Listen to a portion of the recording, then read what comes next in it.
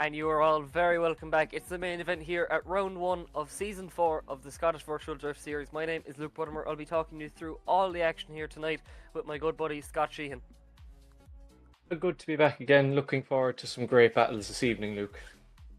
Yeah, definitely. Look, it's really exciting. We're under the lights of Driftland here. You couldn't get more scenic out here. So, look, delighted to be back for season 4 commentating. After a really tough qualifying session, these drivers are pumped and dialed in for battles. So, look, this is the main event. This is what we want to see, door-and-door action. Qualifying really is just a pre-runner to the show, just to get everyone settled in and, everyone gridded up. But one thing that we have to sort is what these guys are fighting for, The series prizes this year, though, it's absolutely amazing thanks to all of our amazing partners. So, Hard Charger this season gets £50 and a GT Omega Pro Series Gen 2 seat. So, yeah, really comfortable seat from what I've seen. I'd love one myself. Then third place gets £100 and a beautiful Sikky handbrake. So this is going to be ideal for, if you're building a drift car, just you can use a gorgeous handbrake.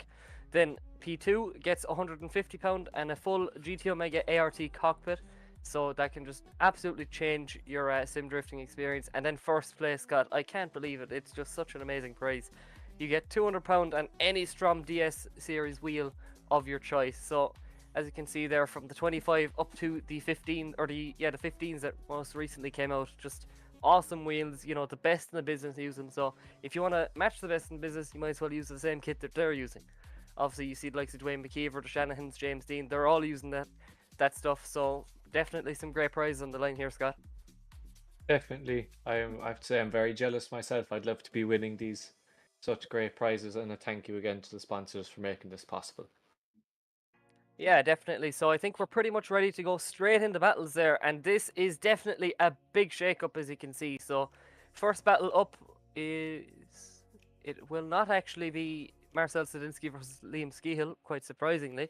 So I'm not too sure what's going on there. But it will be Arius Diamantis versus our previous champion, our current reigning champion in Darius Estreka. So Darius coming back here as the chase car, the lower qualifier here. So definitely not the position he wants to be. Obviously, he wants to be leading first because theoretically it does give you a better advantage. But knowing the aggression there from Darius Estreka, I don't think it's going to play too much of a factor. I think he's going to be hungry from the get-go to get another championship.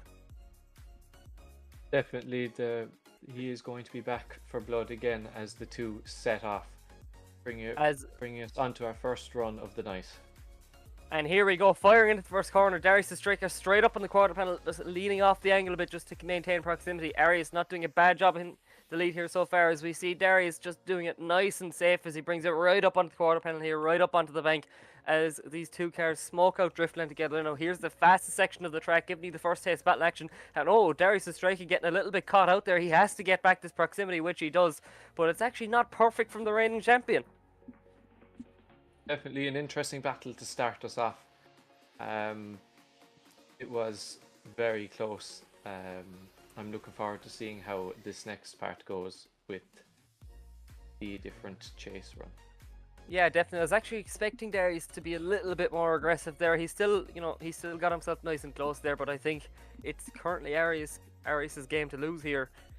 He's doing a real nice job here so far as we bring it off the line once again. Look at this now. Arius right up on the back bumper now. He wants to make an impression on the champion. He doesn't care who he's battling here. But Darius Estreka, pin perfect in the lead line as we always expect him to be. Bring it up on through now, up onto the bank once again.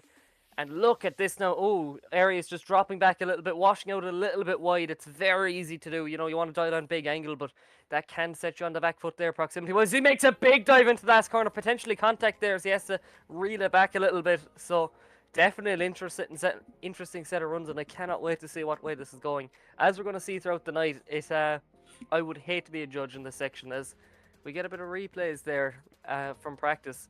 So just waiting now for our judge decision to drop in. This should actually be the side-by-side view for both battles, but I think there's a few small technical difficulties, but just waiting now for the decision to drop in. So look, feel free to comment below. Do you think it's going to be Arius Diamantis or his fellow countryman in Darius Estreka? Definitely a good battle. I think the chase run was definitely better by Darius. It felt to me just a bit better in the proximity things, so I look forward to seeing how this result turns out. Yeah, definitely. I think Arias really wanted to be aggressive there in the chase, and which he was in the first section. I commented on it there. But I think he was a little over aggressive in places, which he was very surgy. Whereas Darius, he mightn't have been like pushing him around the track, but he maintained pretty consistent proximity the whole way through. It didn't look mad uncomfortable for the Sylvia. But Aries as well, he cannot fault him there in the lead line, so I think this could be a close one for our first battle. Definitely, as we wait for the judges' score, who is going to go through to the top 16. As we just get a view of those gorgeous Strom DS series wheels spinning there in the back of Darius's car, as we get a chance to see our drone man Brandon Carter matches the matches the wheel there. Just great advertising there for Strom. Just look how good they're spinning. As we just start to see some of the quality there showing up on the grid this season. From new builds to old favourites there. This is a new car there from Darius Estreka, so great to see. But look at this from Aries Cimentas, another really nice BMW. So you go back to the DS05 there, the kind of more deep dish style wheels. So really a style to match any car. Definitely really cool. These strong wheels are just, they suit everything. There's always something you can put them on. Between their off-road style wheels to the DS series, they always have a pick that will suit you. Yeah, definitely. And just great to see. Both, although they're two completely different chassis, they're quite similar in places, obviously. The kind of very similar colour scheme, obviously both utilising a lot of yellow there, but obviously that Team Earth delivery has just gotten so iconic there, especially in SVDS, as we do get a decision. So we're going to have to see who goes on through. And I do believe it will be Darius Estreka, I think, going on through. If I have to just figure it out. So I think there's a small little issue with my sheet. I'm going to have to get confirmation on who went through.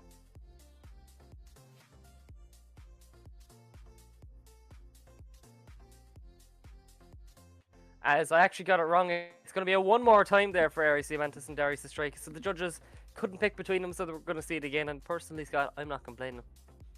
Definitely not. Some very entertaining battle to start us off, and getting a second slice of cake for this part. Yeah, definitely. A second slice of cake is right. As we bring it right up back to the line now. So this time we're going to be swapping it on over there to our first Wild Monkeys car of the night. So just getting these guys gridded up. We'll be running straight into one more time, it seems. Sorry about that, guys. Still, look, it's early days in the season yet. We're still trying to figure all this out. So just please forgive us. It's been a long off season. As the drivers get ready on the line, laser focused, ready to put it on the line here in this one more time. Laser focus is right, and potentially there, Darius playing the real dirty tactics, just trying to blind his opponent there with them big orange lights. Look, he'll definitely see where he's going here at night. That's for sure. As we bring it up onto the line now, let's see. Obviously, went the way the one more time last time, so let's see what we can do as we swap it back up. It's going to be Aries first, leading in as the higher qualifier. But here we go now. Darius Estreka up in the chase, down through the gears. As we flick it in, Darius Estreka leaving no room now. He's going to be super aggressive as he comes on through. Leaving a little bit of room to play yet, though, is Darius. But Aries there, not doing a bad job as he transitions down the back straight and back over. It's a big dive there now from Darius Estreka. He has to put it up on the door here in order to make an impression on that E92. And there we go. There we see the pin perfect accuracy there from Darius Estreka. Just, he's not going to bully you off the track. Oh, it's a big mistake though for Aries Cimentas, dropping wheels off the track. But like I said there, Darius, he's just so consistent. Like, he knows when to push and when not to push.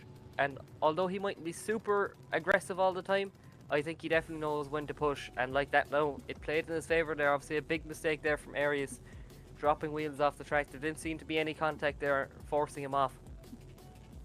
Definitely a lot better than the first run, I'd say.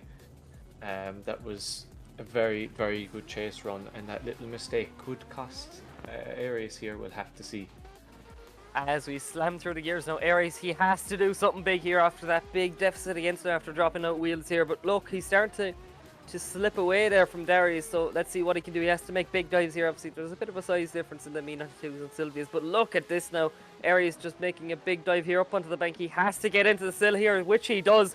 Down the back straight now. This is the fastest section of the track. It can be very easily, the lead car can very easily run away here as we start to see the tyre marks actually of the previous run. But not a bad set of runs there. And yeah, Darius there, pin perfect in the chase. As the boys do a few rings and all to finish it off. So look, they're making sure there's a bit of entertainment, as I do believe we have a judge's decision. So we're going to bring it on through up to the decision screen so we can make it official.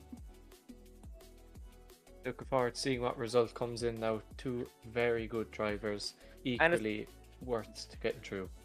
And it's Darius Estreke moving it on there to the top 16. So look, it was pretty clear to see after that big mistake in the first run from Arias, but he did put up a big fight there against the reigning champ. So look, Darius, you're an excellent driver, but he wasn't made easy for you. Definitely not, and everyone else will be out to get him this time. Yeah, definitely. But yeah, definitely, Arias doing a nice job there.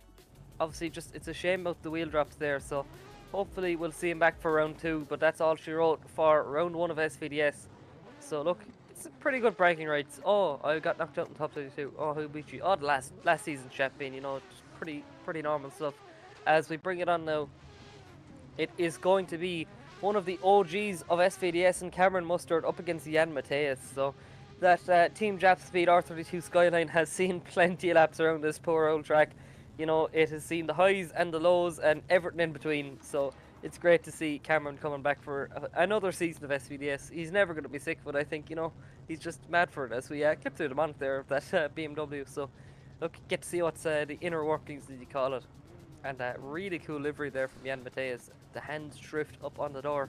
So let's see, another BMW versus Nissan battle. Obviously the Nissan came out top last time, but let's see what can Jan Mateus do in the chase position as we fire down the straight, Scott.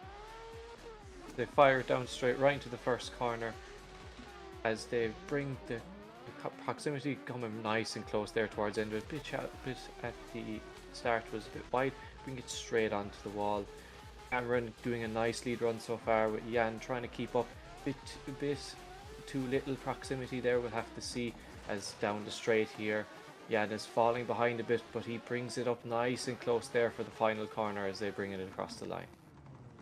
Yeah, unfortunately not going Jan's way there. I think, you know, he was caught for proximity and pace the whole way around the track, but it definitely seemed like Cameron had the faster car. But as you know, Scott, it's definitely a lot harder to chase a slower car than is a faster car. So let's see. Obviously Jan caught for pace a bit. He tried to make it up again, but then he kind of over angled a bit into the last corner. So bit of separation coming up in that last run. So let's see, will it be the same this time as Cameron Mustard lines up beside him. So let's see, that Team Max's Jap Speed Tyres R32 Skyline once again. Seen more laps of Driftland than nearly any other car in the grid. That thing has been battered and bruised around here. So let's see what he can do as we await up on the start line. Just look at that car, it's so iconic. Obviously the Matt Carter replica. As we just await up on the start line, obviously Jan Mateus with it all to play for. So Cameron, he's a big advantage with him, obviously, with Jan not making a huge impression there in the chase position. Was he fire down through the gears, flicking it on in. Now let's see what the Skyline can do as we dial it in. Look at this, not huge proximity yet from Cameron Mustard as he starts to dive in on the pocket here, making a nice transition there up on the back bumper, not getting blinded by the smoke whatsoever, and making a huge dive there up onto the bank as he starts to park himself right up on to the door of that BMW, coming down the straight now, the fast section of the track, and he is not getting run away from whatsoever. He's saying, I'm right here with you now, as he pushes him right up to the final clip and across the line. A little bit of a waver there in the chase position, but Jan Mateus doing a nice job in the lead. He wasn't shaken at all by a man who's pretty much been with us since the start. Yeah, and you can definitely tell by that chase run, Cameron has done many a lap around this track in that car. He's very comfortable between lead position and chase position no matter what. But Jan is definitely putting up a good fight. Yeah, definitely. So we just await now for the judge's decision. I do believe we have one, so we'll be cutting over to that one. So let's see. So once again, with all these battles, make sure to comment below who you think has it. So just awaiting that judge's decision now. And just great to see a variety of cars yet again for SVDS. It's always cool to see. So yeah, it's always something great you could admire about the grid here. There's always something different. If it's the same car, it's always a different style between the livery, the kit on it, driving style. It's always so diverse here at SVDS. Yeah, I love that you touched there on driving style. I think that's what makes drifting such like an interesting sport. You know, you'd go to like a circuit race or a Formula One or something, and they all take the corner like pretty similar. There's only minute differences, but like there's so many different approaches to doing like the same lap, pretty much. Like, you know, some people love really snappy transitions, you know, smoother. It's actually amazing, like the variety. So just waiting now for the judge's decision to drop in, as I think we got a real nice taste of it there. As there we go, we do have the names up. So swipe it on left for Cameron Mustard, or there we go, Cameron Mustard taking out Jan Matthijs in the top 32 and moving it on to the top 16. So yeah, it looked pretty clear cut there, Scott. I think it was fairly obvious what was the taking place there. Definitely, that experience, definitely, you cannot beat it. The amount of time that was spent on this track by Cameron has definitely paid off here.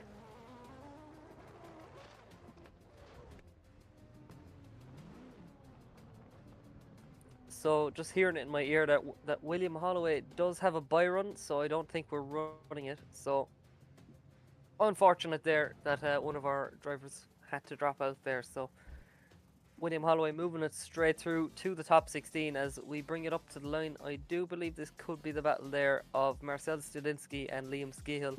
Obviously Liam, our first Wild Monkeys driver of the night. Obviously Wild Monkeys showing up in, as I just noticed, it's a drift taxi in the in that BMW of Liam Skehill. You just noticed the 4 seats in the back there. So look, if you want to go for a passenger ride there with Liam Skehill, hop on in. Taxi's open for business. The car looks really cool with the purple accents around it, with that Hellcat front end, making it look really aggressive at the front.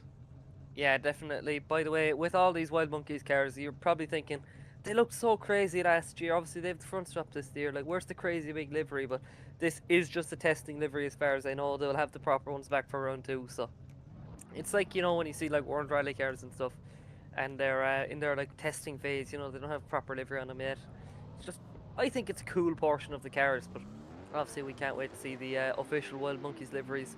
I've seen a little taster of what they could look like, so I'm excited to see them back on the cars for round 2. As we bring it on in now, let's see what Liam C can do up against Marcel Studinsky, our top qualifier last night, as we bring it on through. And not doing a bad job so far is Marcel Studinsky, bringing it on up, just showing us why he topped qualifying last night, doing an exact identical lap there, doing a really good job here, Scott, as we bring it down to that back section. Liam Skehill not too far away though in the chase position. Liam is very consistent with his proximity, which is something that'll definitely look good for him. But Marcel is not making it easy on him with those picture perfect lead runs. Yeah, definitely. Like you said there, it was very smooth there from Liam Skehill. He wasn't bullying him around the track, you know, he wasn't literally pushing him, let's say, he wasn't touching, but his proximity was really consistent the whole way through. You know, he wasn't making big surges up and door then having to fall back. You know, it was really consistent the whole way through, which is what could win you a battle as well, just reeling yourself in at times. But let's see. Obviously, we'll have to unleash these cars again now. So let's see, will it be the top qualifier in Marcel Studinsky, or will it be Liam Skehill as they transition up onto the back bumper now? Is Marcel Studinsky just showing us now, I'm good in the lead run, but I'm good in the chase too, as he gets it right up onto the door of that Hellcat fronted BMW as we bring it down to the straight. And Liam doing a real good job here as we come into the back corner. Huge angle there from that BMW, just barely dropping out a wheel, it seems, there from Liam Skehill. But there, not a bad job from that pair. It's Team Escuco versus Wild Monkeys, so yeah, we're going to have to see. And like you said, variety, variety, variety. Where else would you see a Toyota Supra up against a G81, I believe, BMW with a Hellcat front? You couldn't ride it. Definitely, I think that wheel drop by Liam Skehill would be the be all and end all here for this run. They were both very good runs, so that could be the be all and end all here. Yeah, definitely. So we bring it over to the side-by-side view, just giving you all a chance to look back at the action, see, make your own decisions. Obviously, judges can look back at these cameras as well, but they've so many different cameras that they can look at anything they want and pinpoint certain aspects of the run. So we noticed there that it looks like Marcel there had a lot better proximity in places than Liam Skehill. And, you know, it didn't seem too surgery. Here's where it looks like it all went wrong there for Liam. Just dropping a wheel out there, that white line. So not what judges want to see. as we actually notice another thing. You get to see, you know, how quick the elite cars at times, which run, you know, see which run ends shorter. So I do believe we have a decision, so we're just going to be waiting for the screen to pop up. So once again, guys, make sure to let us know. Do you think it's Marcel Stadinsky or will it be Liam Skehill taking the win?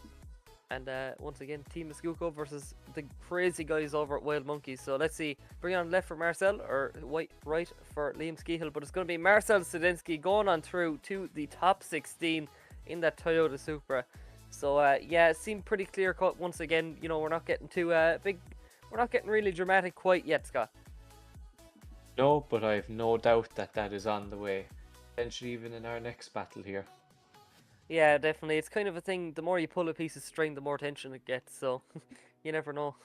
There could be, you know, when they start getting closer to the finals, they're going to start pushing that a little bit harder. But unfortunately, that is the end of our first group. So we're just going to have to get this group of drivers gridded up once again for Group B. So we're going to take a very short break. So we'll be back with you in just a moment.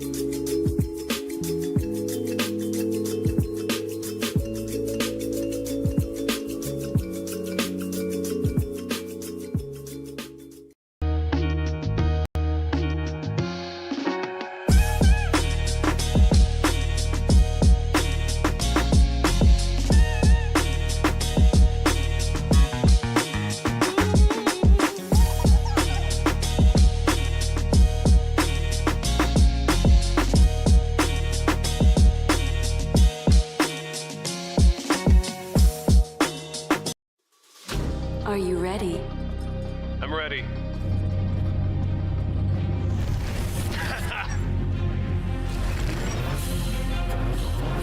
Let's go. Show me what you got. Oh, Is that everything you got? last turn. Catch me if you can. That was great. That was a good game. Unlock true experience with GT Omega. Carbon Drift Team, sponsoring SVDS Series 4. Looking for high quality model work or replica cars? CDT has it all in store waiting for you. With a highly skilled team, they are at the forefront of making sure the product that you receive is of the highest quality.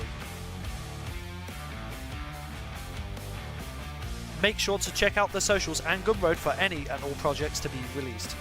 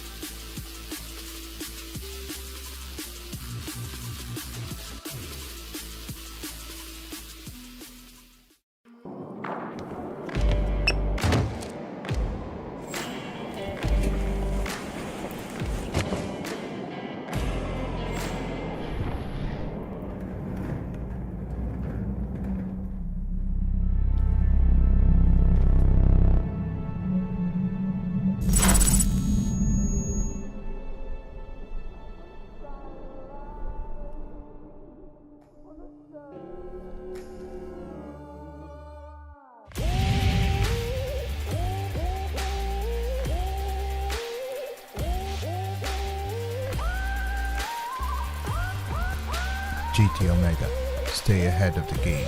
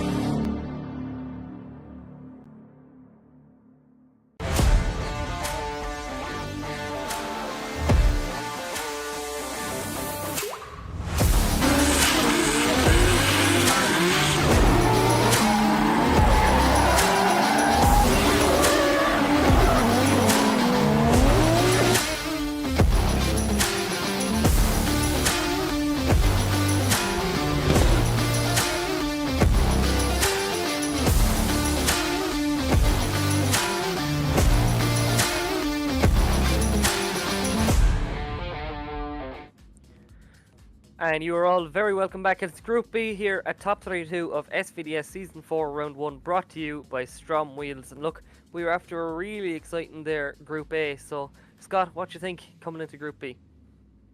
Group B, I'm hoping for some even better battles, getting really close, and judges barely even being able to pick them apart. It's going to be something really exciting I'm looking forward to. Yeah, definitely. As we see Brandon Patrick there raring to go, and that's it. Forward, just really launch himself forward. Like, come on, now, get me going, get me going. As definitely an interesting matchup once again. It's the much more modern BMW Z4 versus the most iconic car here. I'm going to have to argue, aside from a few like the car and the Golf. We do have indeed the most debated drift chassis in the world, the good E46 Compact. Definitely cool one. Not a big looker, but if you can drive it and it can drive well, you're going to do well here. Yeah, definitely. I think that's what I was saying. They're hotly debated, They're not the prettiest cars in the world, but look, they're definitely a car. They drive good, and that's all that matters. And for a track like Driftland, they're just so iconic. The amount of guys I've seen just piloting these around, smashing doors off people, that's what you need. But here we go. As we bring it on through, that Boundless Racing versus Wild Monkeys Drift Team coming on through. There's a bit of separation here. Obviously, Brandon Patrick really experienced here in the sim scene. But look at this, Ryan Parker making no slouch of himself either, making some dives here as he makes a big dive right up onto the bank. He wants to make a big impression here as he brings it up into that straight. Now, let's see what he can do. Obviously, this is where we've seen a few drivers already get a bit caught out, a bit of separation. But it's a big dive once again from Ryan Parker. He is not getting them. He's not letting himself get lost whatsoever there, as we see the lovely underglow there as well. So, look, bring Neons back, but I would say that actually, no, Neons are already back. Definitely those neons are brightening up the night as we line up for the second run with Ryan leading and Brandon chasing. Yeah, like you said, I think, underglow and stuff becoming cool again was the best thing that ever happened. I love neons and underglow, but here we go. We leave the line once again. It's going to be Brandon Patrick to chase in Ryan Parker. So we swap it around. 4th place qualifier chasing in 20th as we come on through. Brandon Patrick just playing it a little bit safe. He probably knows he has an advantage at this stage, but he cannot be too much of a slouch in the chase either. As they bring it up on through, it's going to be a WK battle of England versus, or Britain, sorry, versus Scotland as they bring it on through. And look at this now. Now we start to see the Z4 relay in the compact, but it's big contact there up onto the wall. And yeah, that wall definitely creeps up and he's nice and quick, and the shortest car on the grid gets caught out by the wall. So unfortunate there from Ryan Parker, because he definitely was making a nice end of it there. So we bring it over to the side-by-side view, and I think at the start we did see Ryan Parker get a little bit caught out pace-wise.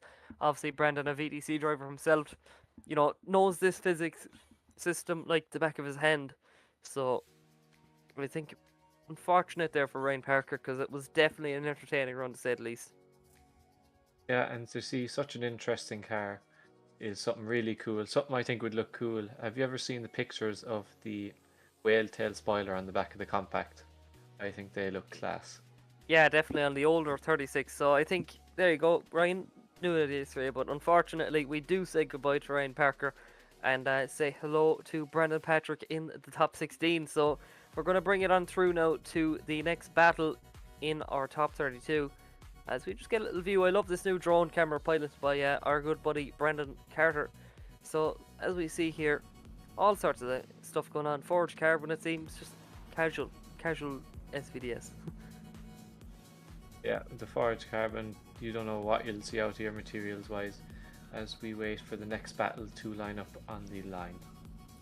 So it will be Samuel Cutty versus Danique Joseph. So great to see once again variety of countries, variety of people as we look at this. And look, it's the man that really impressed me last night, Samuel Cutty with the Carbon Drift Team E36. So as anyone who's watched or anyone who's listened to me long enough knows, I'm a big E36 fan. I personally think they're just the best chassis ever. I love E36s. So great to see, and no messing there at all from Danique Joseph, going straight up to the line, whereas Samuel just giving a few swings around, warming up the tyres. Wait for these two drivers on the line. The brake lights making the back end look very aggressive, as it's very dark here and the two are laser focused, getting ready to go as they wait for the lights. Well, I'll tell you one thing, Scott. I don't think it's an M52, non-turbo motor in Samuel Cuddy's car, but anyways, which would be more commonly seen around Driftland these days, especially with the Winter Battle Series coming on up. But, well, obviously round 2 coming up. We finished up with round 1 pretty early, just earlier on. But here we go now. Samuel Cuddy to lead in Danique Joseph. We flick it on in into that first corner. Real nice initiation from both guys as Danique Joseph starts to reel in that beautiful E36 coming on through now. That big Duck Club versus Carbon Drifty and transitioning now down to the back section of the track, up onto the wall now. And look at this, he's just playing games with that 36 in that all-new Z coming on through now as Danique Joseph just reeling him in, just coming over and back as he makes a big dive. Look at the wall run there from Samuel Cuddy, no stranger to the back end of that E36. He knows exactly where to place it. Both guys doing a really good job there, Scott. Definitely, and is that the first of the Carbon Drift Team cars come out this evening, if I remember right? I do believe this is the first Carbon Drift Team driver of the night, so obviously a huge showing there from the guys over at CDT, so great to see them. So let's see, as we swap it around, it's going to be Danique Joseph to lead in Samuel Cuddy. So Samuel, a lot of pressure on his plate now.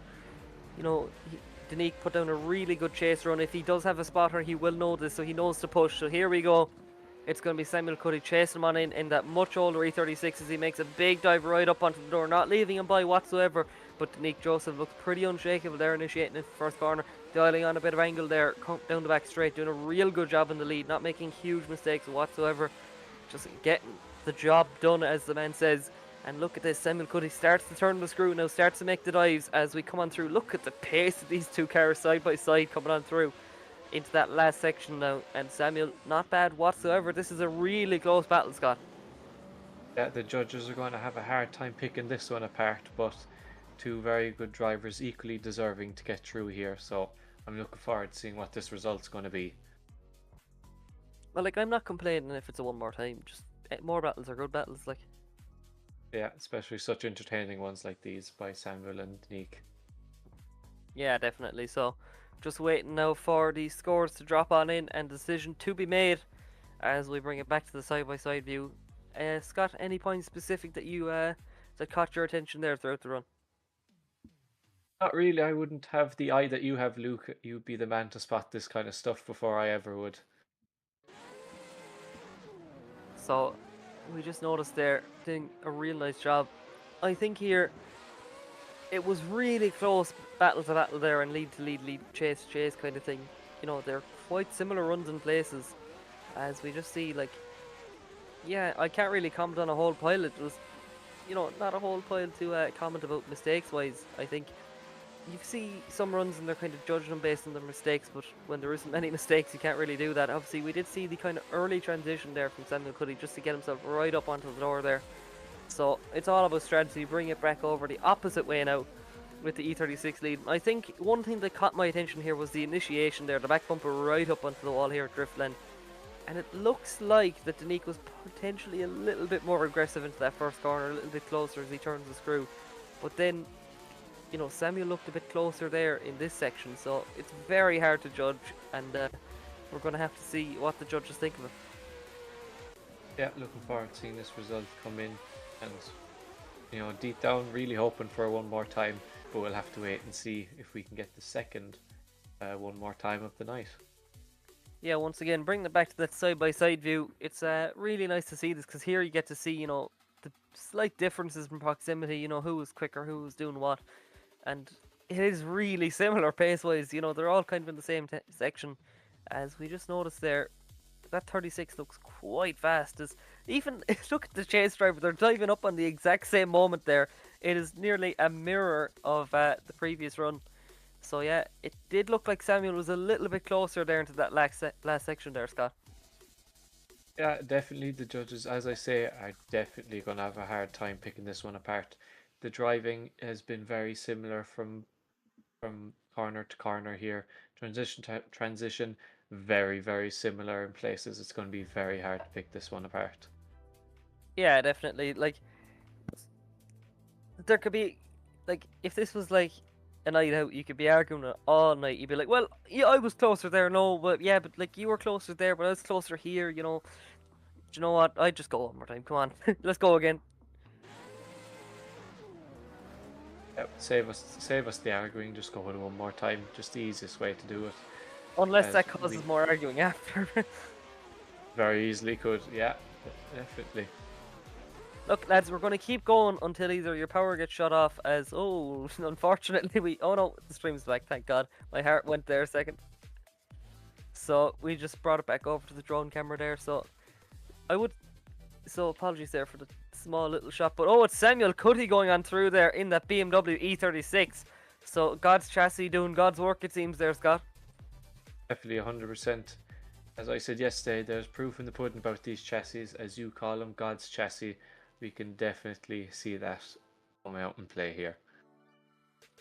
Yeah, definitely. So, look, great to see the boys getting our amazing car getting represented. So, yeah, love to see a good 36 doing well. But as we bring it up now, it's going to be Anthony Taylor to lead the Team Hashira / reverse driver of Brandon Carter. Obviously, he did tell me to give a quick mention over to Obsessive Club. He will be bringing out his own frontside racing Nabori flags. So if you are looking for, you know, something to spice up your room, shed, whatever you want, garage, make sure to head over there and get yourself a big Brandon Carter flag. You know, support yourself and get that frontside racing represented. So obviously Anthony Taylor coming on in here with the Supra as the higher qualifier. Let's see, recently joining Team Reverse. Let's see what he can do in that S15. Obviously, he's definitely going to be egged on by all the team for aggressive driving, and he seems to be, you know, ticking all the boxes here as he comes in, washes a little bit wide there, it seems, and just gets himself caught out for the bank, but he's not long before he gets right up back on the door again. Is Brandon Carter not doing a bad job here, but Anthony Taylor unshakable into that lead line so far. Definitely, he is not a man to make too many mistakes here, and Brandon really showing that flair that Team Reverse have in that driving. Yeah, definitely. So, with Brandon, right, there's so many different so many different things to mention about him. Do you know, he has every slice of pie you could possibly want. You know, there's loads of different teams, loads of different friends. You know, loads of different things to mention. So, thanks for making our job very easy, Brandon. Obviously, Brandon did join me in the commentary booth last season, and definitely an enjoyable time. Coming back now to focus more on driving, even though he's still in the media side of things and in the drone side of things, so whatever you want really. Just Brendan, jack of all trades, as we bring it on through now. He's not doing a bad job here as he gets another trade in driving, and look at this now, Anthony Taylor, oh, big dive there, but he had to shallow off a lot of angle to do it, so it's not perfect from either driver here so far as they bring it up through, and that S15 looks quite pacey actually as we bring it into that last corner, and Anthony Taylor getting right up into the pocket once again. So interesting to say the least, Scott. Definitely an interesting run. That potentially going shallow by Brandon in the first run could be the make or break here. We will have to see as the lads give us a few rings to end off their runs. Look, that's all that matters, that they give a few rings afterwards, you know, like, I don't really care about drifting, I just want to see hoops. Agreed. So, let's see, at night as well, just such a spectacle, as we just see the generators out powering these lights, so I know a few drifters at work on that, so Tom Murphy hit me up, hit up this crowd and we'll get this done in real life. So, let's see, as we just get that side-by-side view, and Brandon looked really pacey down there, and this is kind of where it all went wrong there for both drivers in a way, but, you know, two very different ways of making a different mistake. You know, obviously, that just, I'm not happy with the way the car kind of shallowed off angle there. It's not perfect from Anthony Taylor, but then obviously Brandon just caught himself out proximity-wise. He wasn't long getting back up on the door again, so potentially Brandon with the bigger mistake there, Scott. Definitely, as we see, the judges could have seen something we might not have here, but as we are seeing, that's what we are going to go with, as we see the replay here showing us just how different these drivers are. Two different mistakes in very close areas, but it's going to be definitely a difficult one to pick apart at some points.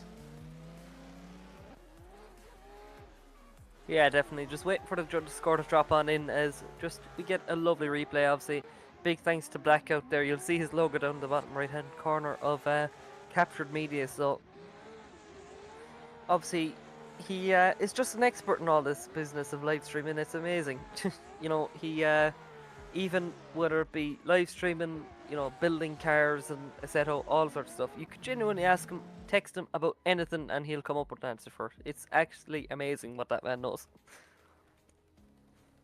Yeah, very talented behind the streaming things and behind the media, behind everything he does. There's such a good quality that the amount of time and effort that goes into his stuff is definitely something you can admire. So if you have a really niche question to ask, just ask Black. There's a good chance he'll know it, no matter how niche you think it is. You know, like if you're confused how to like bake something, I'm sure he might know that as well. You never know. He's like really an expert. Like, you know, Jack of all trades, as you'd put it. yeah, definitely. So, just waiting for the score to drop in. I was the nervous wait for these drivers just to see who's going on through the top 16, especially after a slightly more controversial run in this section. Definitely, the teeth will be chattering and they will be sweating, waiting for these results to come in to see who is going to go through to the top 16. Yeah, look, I definitely know one man who definitely needs it. Obviously, it's a night round now, you know, winter's coming, you know, the nights are getting a bit darker there earlier. But I do know up in that office there, Driftland, Neil Dawson is having his coffee yet again. So, bringing it back from season 3, he was there for the whole season of SVDS virtually, you know, Neil Dawson there having his coffee, and he's yet again still there. He won't leave. But yeah, so look, don't worry, that joke isn't dead quite yet. As I do think we have a decision. We have one decision anyway from Ahara, I think. So just waiting for the scores to drop on in. And it could be a split decision, I think. So waiting for the official screen to come up and we'll see who went on through.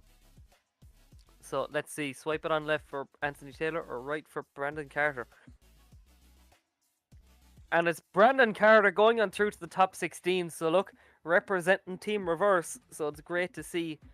Obviously, I know he had a few mishaps last season. He wasn't happy with some things, so he came back with a refreshed mind and really focused there. So great to see, kind of paying out there for Brandon Carter. So let's see as we bring it on to the next run. And it will be Kevin Schwartz versus Harvey Cundy. So both guys really good in the game. So Harvey Cundy, the higher qualifier. And I know Harvey put a lot of work into his program. He's been doing a lot of practice, whether it be in the sim or in his real life stay at Leon. You know, he's a big enthusiast. I know straight after qualifying last night, he was on the blower. You know, just he took a drive, had to take pictures of it. You know, he loves his little Leon. So, yeah, if you want to ask about hatchbacks, ask Kevin Cundy. You know, from Polos to Leons to GT86s now, it seems, on SVDS. So, yeah, all sorts of stuff here, Scott. Definitely, again, as you were on about the diversity of the cars here and everything, trying to bring stuff from virtual to real life and vice versa is something really cool to see in this. Yeah, definitely. So obviously representing Wild Monkeys is Harvey Cundy. He campaigned a really cool S14.9 last season, but moving it over to the GT86 with going from 2J power as well to V8 power. So once again, all sorts of new builds coming out for this season. So great to see. And another really different car is Kevin Schwartz, obviously campaigning that Nissan G35. So what do you think of that one, Scott? Something very cool. I do like it. Something we do not see every day. I think if it's a Japanese version, it's kind of based on the Skyline, I think, if I remember right. But something very cool. Very similar to the Nissan 350Z underneath, if I'm not mistaken. As these two drivers set off with Harvey Cundy in the lead, following with Kevin Schwartz quickly and following, bringing it around the first corner. Very nice proximity. Harvey very comfortable in that lead run. That Wild Monkeys G86 with the G35 is hot in his tail, losing a tiny bit of proximity going up onto the bank, bringing it right back down, picking up loads of pace. But Kevin is not letting Harvey get away with this as they fly into the final corner. Very nice consistent proximity through that final corner as they bring it across the line. Yeah, definitely some banger runs there from the boys. So great to see once again two very different chassis there, and they're able to drive so well together. So Scott, who do you think's the favourite coming into the second half of the run? It is very hard for me to pick that apart. I'd have to go with 50-50 split for this, but the next run could be the be all and end all here. We'll just have to see. Yeah, you're too kind. That's all the problem is. You're too kind. You know, you need to be really cruel. We'll put you in with an apprenticeship there with the judges. And they'll teach you how to be just really cruel as we bring it on into that first corner. And look at this now, bringing it up as Harvey Cundy starts to make some dives there. Flames banging out the back of that GT86 as we transition over now down the back section of the track. The GT86 there, driving right up onto that G35. It's a big dive from Harvey Cundy. He really impressed us last season with his aggressive driving with some of the big names, and you do see the brake lights. Oh no, Harvey Cundy throwing him up on the inside, but he isn't long before he corrects himself there. So big runs there for both the guys. Kevin Schwartz doing a real nice job on the G35, but Harvey Cundy getting nice and aggressive in the chase. Definitely getting nice and aggressive in the chase. That little bit at the end where he shallowed off a small bit may just do him in here. We'll have to see. But with the aggressive driving, it could make up for it. We're just going to have to see. Yeah, definitely. And look at the proximity difference there. And another thing that really is going to get him a few brownie points with Harvey Cundy is he's really good at matching the lead car's angle as well.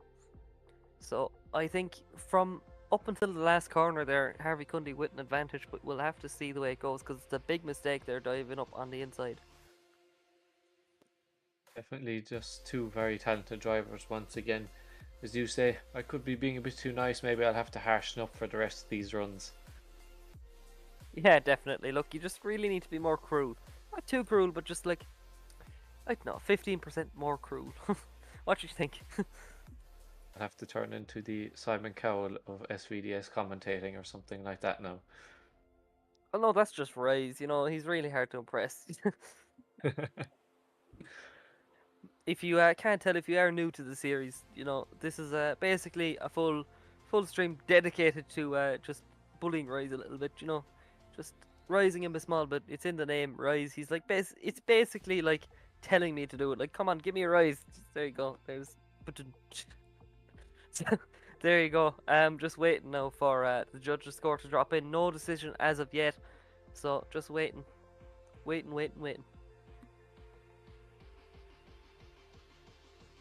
Bring up the screen now for the results, swiping left for Harvey Cundy and right for Kevin Schwartz, and it's going to go to Harvey Cundy. Definitely well deserved run, very aggressive driving there in the second run.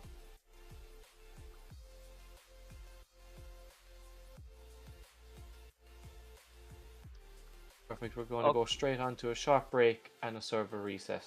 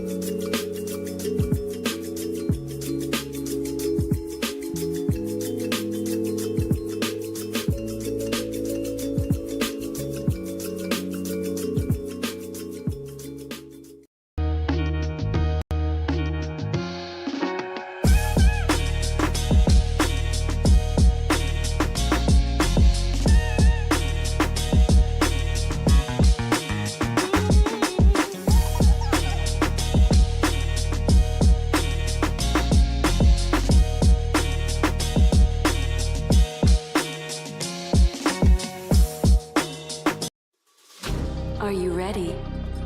I'm ready.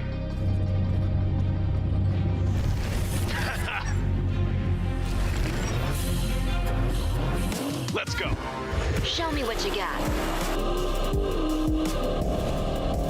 Oh, Is that everything you got? last turn. Catch me if you can. That was great. That was a good game. Unlock true experience with GT Omega. Carbon Drift Team, sponsoring SVDS Series 4. Looking for high quality model work or replica cars? CDT has it all in store waiting for you. With a highly skilled team, they are at the forefront of making sure the product that you receive is of the highest quality. Make sure to check out the socials and Gumroad for any and all projects to be released.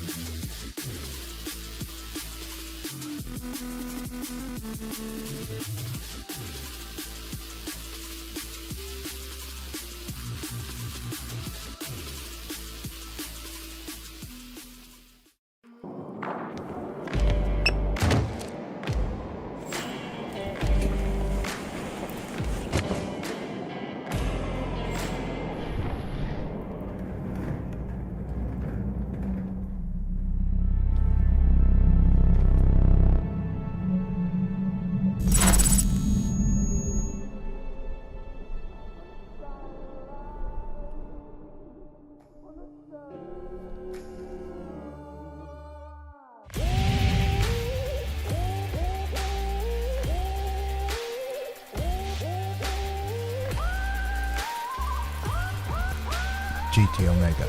Stay ahead of the game.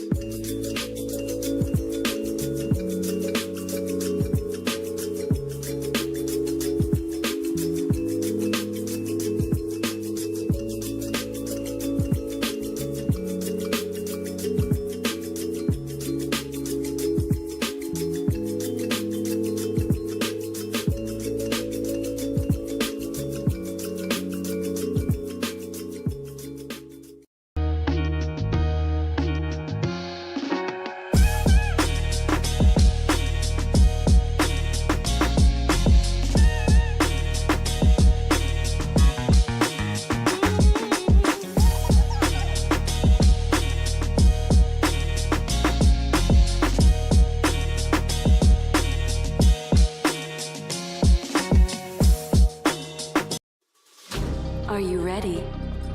I'm ready.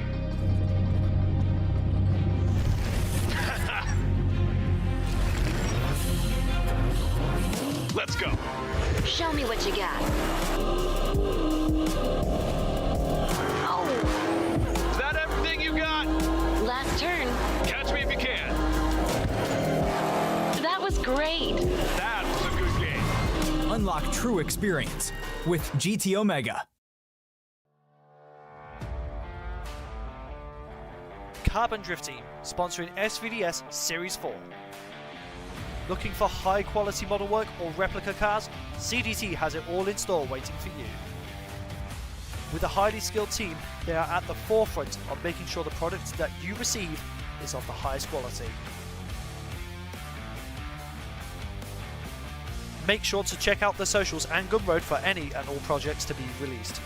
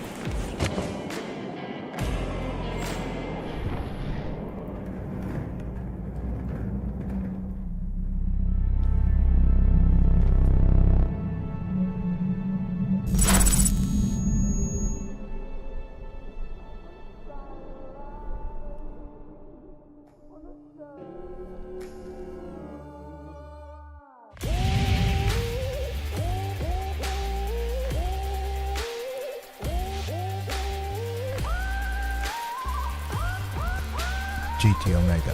Stay ahead of the game.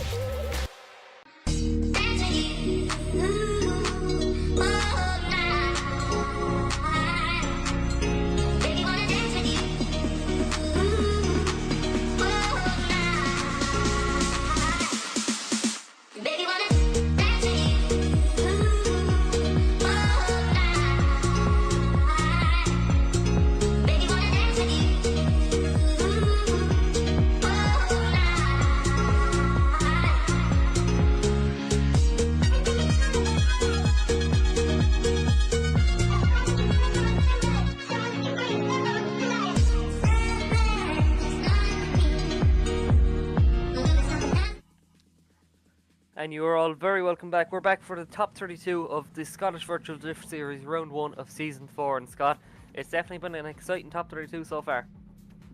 Definitely, especially with the last runs we've seen in Group B. Some of the closest runs I've seen tonight, and hopefully some even closer ones in this next group. Yeah, definitely. So waiting on the go-ahead from all of our judges, just making sure they're all settled in and ready to send these guys off the line. So just to finish it up now, it will be Vitaly Izaev versus Ahmed. So unfortunately, I am horrible with my pronunciation, so it will just be Ahmed. But once again, a nice mix of cars there with that BMW 1 Series, I believe. Is that the 1 Series of Vitaly? And versus a good GR Corolla. So very uncommon chassis over here in the GR Corolla, but once again, being piloted really well. Definitely, and despite the short wheelbase, is not letting them hold them back, which is something really cool. Yeah, definitely. Although you look at those Corollas, and they're actually not that small a car. As they bring it on, oh, Ahmed going really up in the inside there on initiation, so a bit of a mistake there on initiation, unfortunately. But Vitaly doing no such error there as he brings it up onto the bank now. Once again, no shadow of a doubt there. He's such an experienced driver there. Obviously, finished really high in the championship last season, did some banger runs last season. He is back to business as usual. Definitely, he was definitely really good in qualifying last night, and you can see that in his lead runs. As we swap over, it'll be interesting to see if Ahmed can do just as good a lead run, if not better. Yeah, definitely. So, look, I think he's currently on the back foot scores-wise, so he has to make a big impression on the judges, potentially try and force an error out of Vitaly, which is definitely easier said than done. Definitely, as the two wait eagerly on the line to go. So just waiting on the line here. Once again, guys, feel free to comment down below at any stage, you know, what you're thinking of the event thus far, and who you think's winning, who you think's losing, anything you want, you know, talk about what you had for dinner today. So here we go, we leave the line now.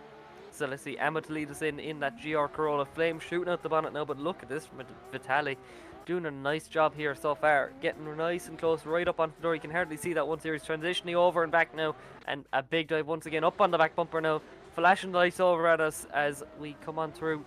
Look at this from Vitaly, doing a real nice job there, transitioning up onto the back bumper now and over again into that last corner. But Ahmed unshaken there in the lead run as he gets that Corolla right out where he needs to be. So yeah, real nice job there from both the guys. Definitely going to be, yet again, another hard run to be picking apart. But they're going to see stuff that we can't.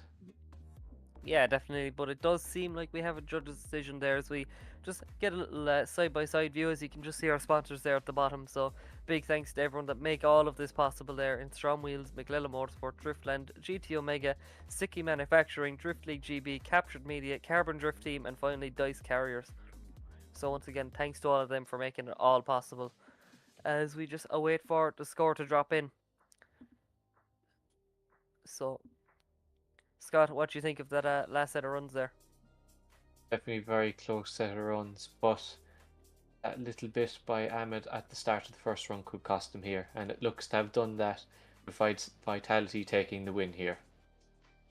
So Vitaly Isaev there going on through to the top 16. So next up it will be Cian Reedy there versus Armand Vesmanis. So once again another Wild Monkeys driver. So it's great to see once again Cian. He said that he's revigorated his driving. He's felt like he's gotten a new stride in this new BMW chassis, coming over from the A80 Supra and moving from a big 2J over to a big V8 this time. So it seems to have suited him really well. He really impressed us there in qualifying. So let's see what he can do now as he leads in that Racing Team Riga GT86. Okay, very cool. So I've noticed some of these drivers, they're switching from 2J to V8, which is mad to see. As they bring it right around the first corner. Ian absolutely send that BMW with the brake lights, lighting up that back spoiler, make it look really cool. The two underglows on the car is really brightening up the night here as they send it up onto the wall. Proximity here is definitely good by Armandez in that Racing Team Riga GT86. Bring it right down the straight as they pick up all the pace. Armandez is not giving Cian an easy time here as they bring it right around to the final corner and across the line. Really nice job there from the two guys. Cian Reedy not doing a bad job there, a little bit shaky in initiation, but other than that he's really good. And like, I think I'm contractually obligated to say that he was a bit shaky there if he was, because Cian will more than likely be spotting for me in my real life program next season. So, you know, he's going to be cruel to me, so I'm going to be cruel to him now while I have the chance. So, yeah, both guys doing a really nice job there. I think it all comes down to the second run. You know, there's no winners or losers until the fat lady sings, as they say. So, just waiting now for the lights to ignite and these guys to ignite it out on the track, I suppose, and light up some tyres. So here we go now. Cian Reedy up in the chase, trying to get up on the door of that Racing Team Riga GT86, making a big dive here now. And look at this, Cian Reedy throwing a huge angle, but sets himself out in the back foot as a little bit of a gap starts to emerge from Armand Vesmanis in the lead as he pinpoint accurate there on the track, doing a real good job storming through the zones as we just see that neon green underglow lighting up the night, as Scott said. Transition over into that last corner now, and look at this, another big dive from Cian Reedy, kind of a grasp of desperation there, trying to get another impression there on the judges. But look, it wasn't perfect there. I think potentially Armand's coming into this as the favourite, but a few hoops there to finish off Cian Reedy, and he definitely showed some huge potential there, so we're going to have to see what the judges thought about that one. 100%, as you said, a bit shaky on transition by Cian in the first run. Could cost him here, along with potentially a few other small bits that the judges might have seen. So we will have to see. So yeah, doing a great job as usual is the two boys. It seems, yeah, you know, pretty comparable proximity there from the two guys down the back or down the front straight. So we're gonna have to see what the judges think about that one. No decision in quite yet there, but Scott, anything in particular that you think really stood out for you in that run? Two very good drivers.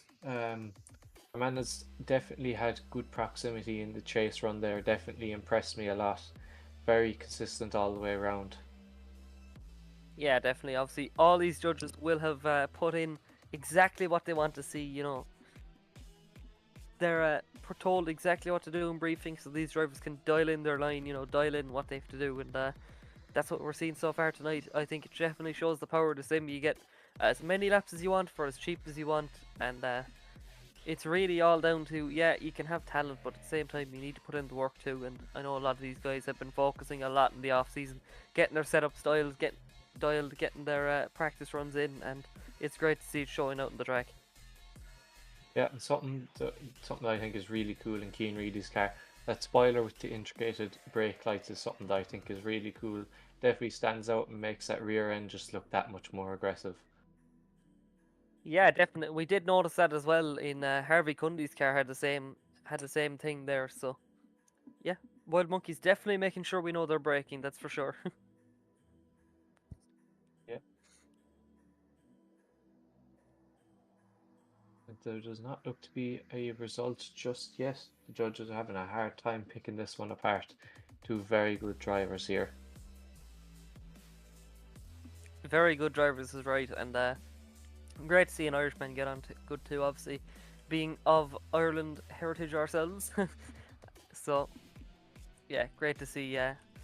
Great to see the green, white, and gold getting represented out here in Scotland. And I know it's called the Scottish Virtual Drift Series, but it really is an international competition. You know, there's such an international affair. You know, it's great to see as we do. You know, we're progressing up in the ranks. Definitely, I think we are showing that we're one of the premier drift series at the moment in a set of course, and it's great to see. Yeah, and see all these series growing, see how much SVDS is growing and has grown is something really serious. That how much it has grown, it is massive. Yeah, definitely, and obviously every season is getting bigger and bigger. Obviously, with some huge partners coming on board, making it even better for our drivers, better for ourselves. You know, it's just more exciting for us, really. You know, and these drivers are getting better prizes every year. I think next season and seasons to come, there genuinely might be a boxing match to the side with how good these prizes are. You know, as we do think, I do think that there is a decision in. So, just waiting for that to come on in now, as we just see going left for Keane Reedy and going right for Hermans Vesmanis, going on through there to the top 16. So he'll be facing Vitaly Isaev there in the top 16. So we bring it on swiftly, Scott, to Emilis Vaskela versus Talis Minimez. Yeah, looking forward to this one too. Yet again, two very good drivers in qualifying, and we'll see how they perform in the pressure of battle. Yeah, definitely. So let's see. I cannot wait to see how this will be going for them as we just await to get them up on the line. They're very shy. You know, we don't bite, guys. Just waiting, and here we are. They're pulling up now. The Supra and what looks to be the Corvette, if I can see it right there, lining up on the line now. And obviously another member from the Carbon Drifting Constabulary, is we're going to call it. So obviously great to see some of our sponsors there out on the track and sending it really. Obviously, if you do, like the ad mentioned, have any interest there in getting your favorite Drift Masters cars, getting your favorite Drift Formula D cars, you know, whether it be America or Japan, they make pretty much everything. I know some of their cars, their quality is unmatched. They're amazing. So make sure to head on over to their Gumroad and get some bought. Definitely the quality of their 3 models. They have such a talented team behind them to model these cars, do deliveries, everything down to a T. It is something really cool. Yeah, definitely. No doubt as the competition goes on, we might see some of the Carbon Drift Team boys. I know they're very fond of their extras this round, so they might be showing off some of the animations as we bring it on through here. Look at this from Emilis Vaskela, or Valika, sorry, going on through into that first corner, transitioning over and back now. Two very similar cars in a way. You know, it's actually quite similar to see how Corvette and the Super matches up to each other. But look at this from Tala, doing a real good job in the chase there, going up against one of the SVDS pack cars, I do believe. So doing a real good job as we cross the line there from both guys. So look, pretty similar, you know, pretty 50-50 there. You know, real good chase, real good lead. Not a whole pile to comment about mistakes wise there, Scott. Definitely not. I'd say it's going to be this next run that there could be a mistake made now that could make it a bit more obvious to the judges, because their job is not being made easy right now. Yeah, no, obviously, look, the more you start to turn the screw, the more risky it gets. That's just the name of the game. So we could start to see some aggressive driving creep in, you know, some jumps of desperation to get through to the top 16. So let's see what these guys can do. Obviously, oh my god, look at this from Emilis Valika as he parks himself right in the door. That of that Chevy Corvette. Look at this. This could be the chase run of the night, ladies and gentlemen, as we bring it on through. And look at this. He's taken it, you know, from 90 to 100 really quick as we bring it down the straight here, transitioning over and back. That Corvette not getting shaken whatsoever from the Supra. And this is a really nice run there, Scott. And like I said, you start to turn this through. These guys want to get championship points as soon as possible down on the board, and they want to make as good an impression as possible. And that seems to be what these guys are doing. That initiation there from MLS did a real, oh my god, it's mind blowing, awesome. Yeah, and that chase run on that second run was just picture perfect all the way along. Proximity, he was right up along the door. Yeah, definitely not a whole lot to say about wrong. I was waiting for it, you know, all the runs have been really close, but I think that was the first one that was like really wow. You know, that was quite close. That's all I would say. Yeah, I don't know about you, but I'm definitely hoping for one more time here. Wouldn't mind seeing some more of these extremely close battles tonight. Yeah, definitely. I think it could go in the way though of Emma's Velica, so we're gonna have to see.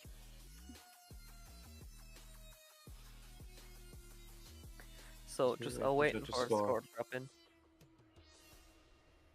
So, oh yeah, by the way, guys, this is Mr. Scott Sheehan's first proper commentary gig in the world of Assetto, so I think he's killing it at the moment. So everyone, you know, comment well done, Scott. Something I've never done. Getting out of my comfort zone, trying something new is always something to try in my book. So let's see. As we just bring it up to that side-by-side view, obviously, really comparable runs between these guys. I think the aggression earlier on, though, from MLS, that's what kind of sealed the deal for me. We're going to have to see, though, because both runs looking pretty comparable. Obviously, judges with a lot more views than we do, so they'll be looking over absolutely everything just to make sure that the right decision is made. Yeah, but it is going to be a very hard decision to make for them there. The pay raise will want to come up for judging this kind of stuff now, as the side-by-side just shows just how good the chase and lead runs were by both drivers. And might I add as well, I do believe MLS is one of the newer drivers joining the grid as well, so yeah, the new guys showing us how it's done. Something very cool, and once again showing us that you do not need to make up a custom car to be competitive here. Using the pack cars will do you perfect here.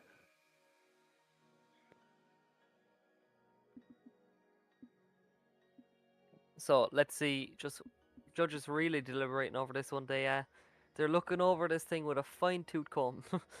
As look, we're just raring to get going again, Scott, aren't we? Yeah, but the judges must be looking at this with a magnifying glass, because I'd say this is one of the longest times we've had to wait for a result here, just telling us how close these runs were. Definitely. Potentially, I could try and see that maybe later on, as some of the battles really start to heat up, we might start to bring in the judges, maybe just to explain themselves if we can. But Oh, so definitely, that's a great idea. Just waiting for that score to drop on in. So once again, guys, do make sure to comment down below. Do you think it's going to be going the way of Emilis Velica or Teles Amenimez?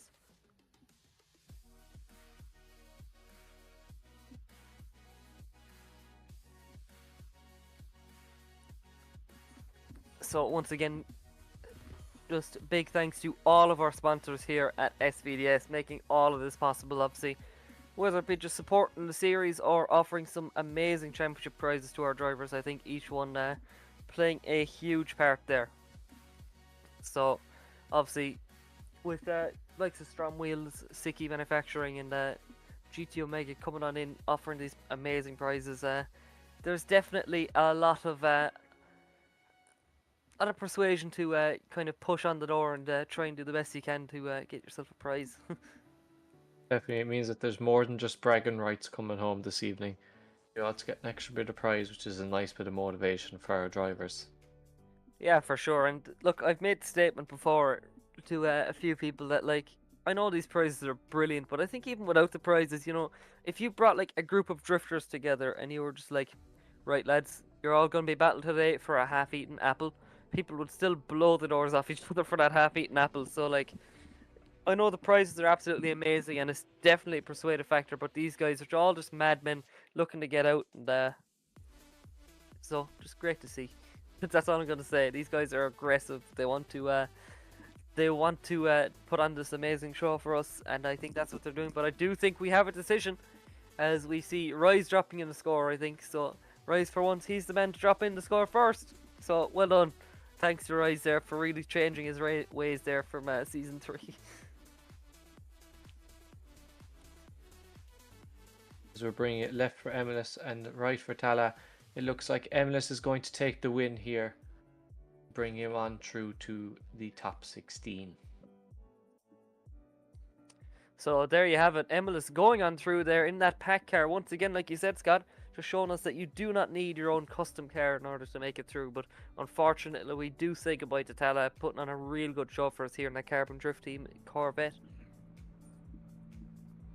Definitely disappointing to see all these drivers go, but hopefully we will see them back for round 2. So coming up now will be Mr. Just checking the sheet. It will be Nathan VR versus Kobe Ardrey. So I will actually have to argue there. It seems that Nathan is one of the most popular drivers in the grid, because yeah, there's a lot of guys, you know, dropping in their support for Nathan. So always great to have a bit of a backing. So I think the chat at the moment might be a little bit biased, but make sure to give Kobe some props as well. So obviously Nathan VR there versus Kobe Ardrey. Nathan to lead first. So hoping for another exciting battle. Definitely, as drivers wait eagerly on the line for the lights to set them off. We are waiting underneath the lights here at Driftland. The LEDs on the front of the cars brightening up the road in front of them. Not that they'd be able to see perfect anyway, with just how well lit up this track is. And they are off, with Nathan leading, with Kobe following right on behind as they fling it into the first corner. Flames spitting out the back of that BMW. Kobe's trying to bring up that car, close up that gap there between them as they bring it onto the next transition, as they're about to fire it onto the wall right up on the rear bumper, bringing it up along to the bank. Kobe's very close along up here, but Nathan is not making it easy for him as he brings it right the way down, picking up the pace on the straight, trying to leave Kobe for dead, but he is not being able to do that as they bring it right around the final corner and across the line. There you have a really nice run, a really fast run actually. You know, these guys are dialed and locked in, ready to go. So it's France versus America there, with Nathan representing the French there. But yeah, like you said, Scott, there, Nathan trying to lead Kobe for dead, but he was right there with him. But unshaken there in the lead run, it seems, though. You know, he didn't feel the pressure whatsoever, doing a real nice lead run, and that's half the battle done. You know, like I said earlier on, it is theoretically an advantage there. You know, leading first, you know, you get to just do your own thing, and then you can judge how fast they are based on that. So hopefully, and more of the same from these guys as we swap it around. So once again, Nathan Vera to chase in now that American of Kobe Ardrey. So let's see. Obviously, very good run. Nathan representing Team Escuco, so hopefully we'll get these guys ready to go as we just see the amazing model work once again going in from Rise there into our track, as we get that lovely drone cam from Brandon Carter. Obviously Brandon himself driving, so he is through to the top 16, so I'm sure he's delighted. So you see that lovely Sim Magic S15. I do love some of the liveries coming on through as well this season, Scott. Definitely, as the lights set the two drivers off. Kobe leading here, has to put in a very good lead run here to persuade over the judges as they absolutely fly into the first corner. I'm struggling to keep up with these drivers. Flames spitting out of that back of that BMW once again as they transition along. Kobe trying to leave Nathan for dead, but Nathan is really closing up that gap up here, right along his sill there, right up on the door, bring it right the way down to the straight, picking up loads of pace. The two of them are side by side, stuck to each other, bring it right the way around the final corner. Very smooth and very nice. Both drivers very comfortable in their own cars. Definitely an interesting run there. I noticed a few things in that run, specifically with Kobe. You might notice there in the last corner he threw on some big angle. You know, he was nice and wide, really good line. But then another little point to make there, I think it's clip 2, I believe, you know, just as you kind of see him coming out the first corner, that clip there, I think he left that a little early and kind of transitioned through it. That's the only mistake I can really see from his lead. I think he might have transitioned a little too early. So, look, Nathan doing a really good job to cope with it as we just see the side-by-side view here. You know, it's kind of a little bit weird the way it went, so potentially could be marking him down a little bit. So, just awaiting the scores to drop on in. I do think we might have a decision soon. So I know Ahara has put in his decision, so just waiting for it now. Yeah, two very good drivers. Me again being very nice to them, but there, as you said, there was the few small mistakes from Kobe, especially during that transition you were talking about. Could be the be-all and end-all here. Could be giving Nathan the win here. We're just gonna have to wait and see.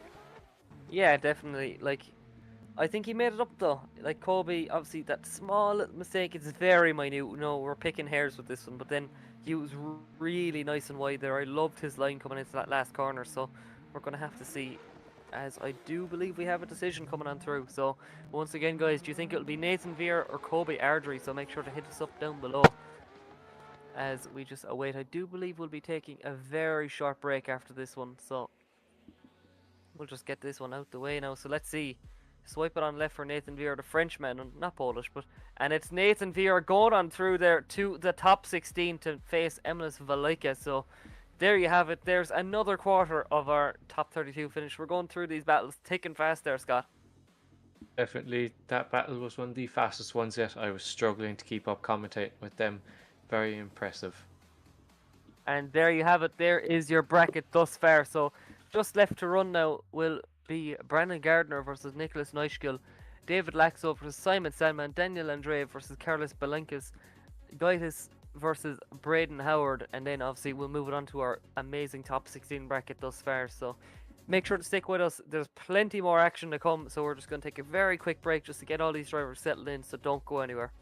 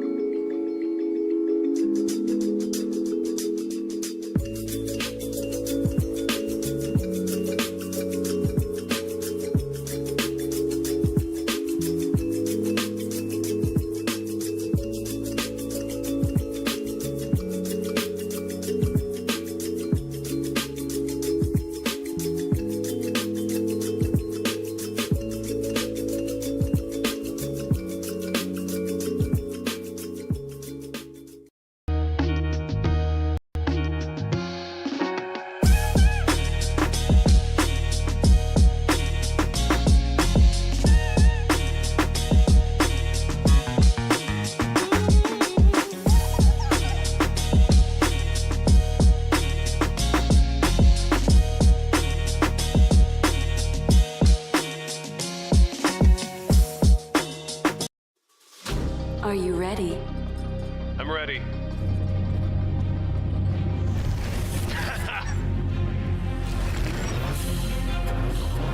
Let's go. Show me what you got.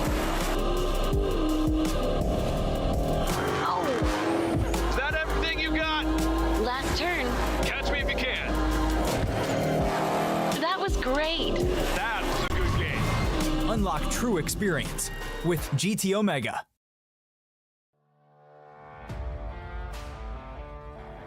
Carbon Drift Team, sponsoring SVDS Series 4.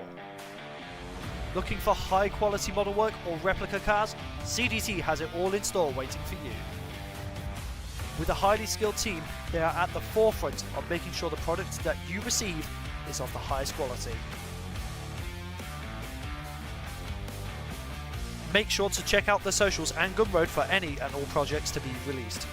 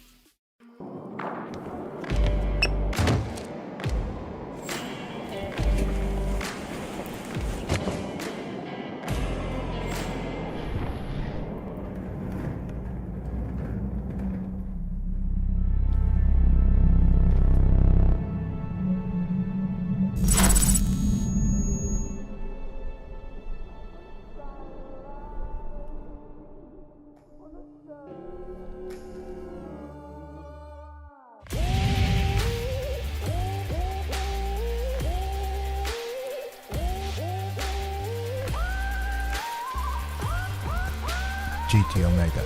Stay ahead of the game.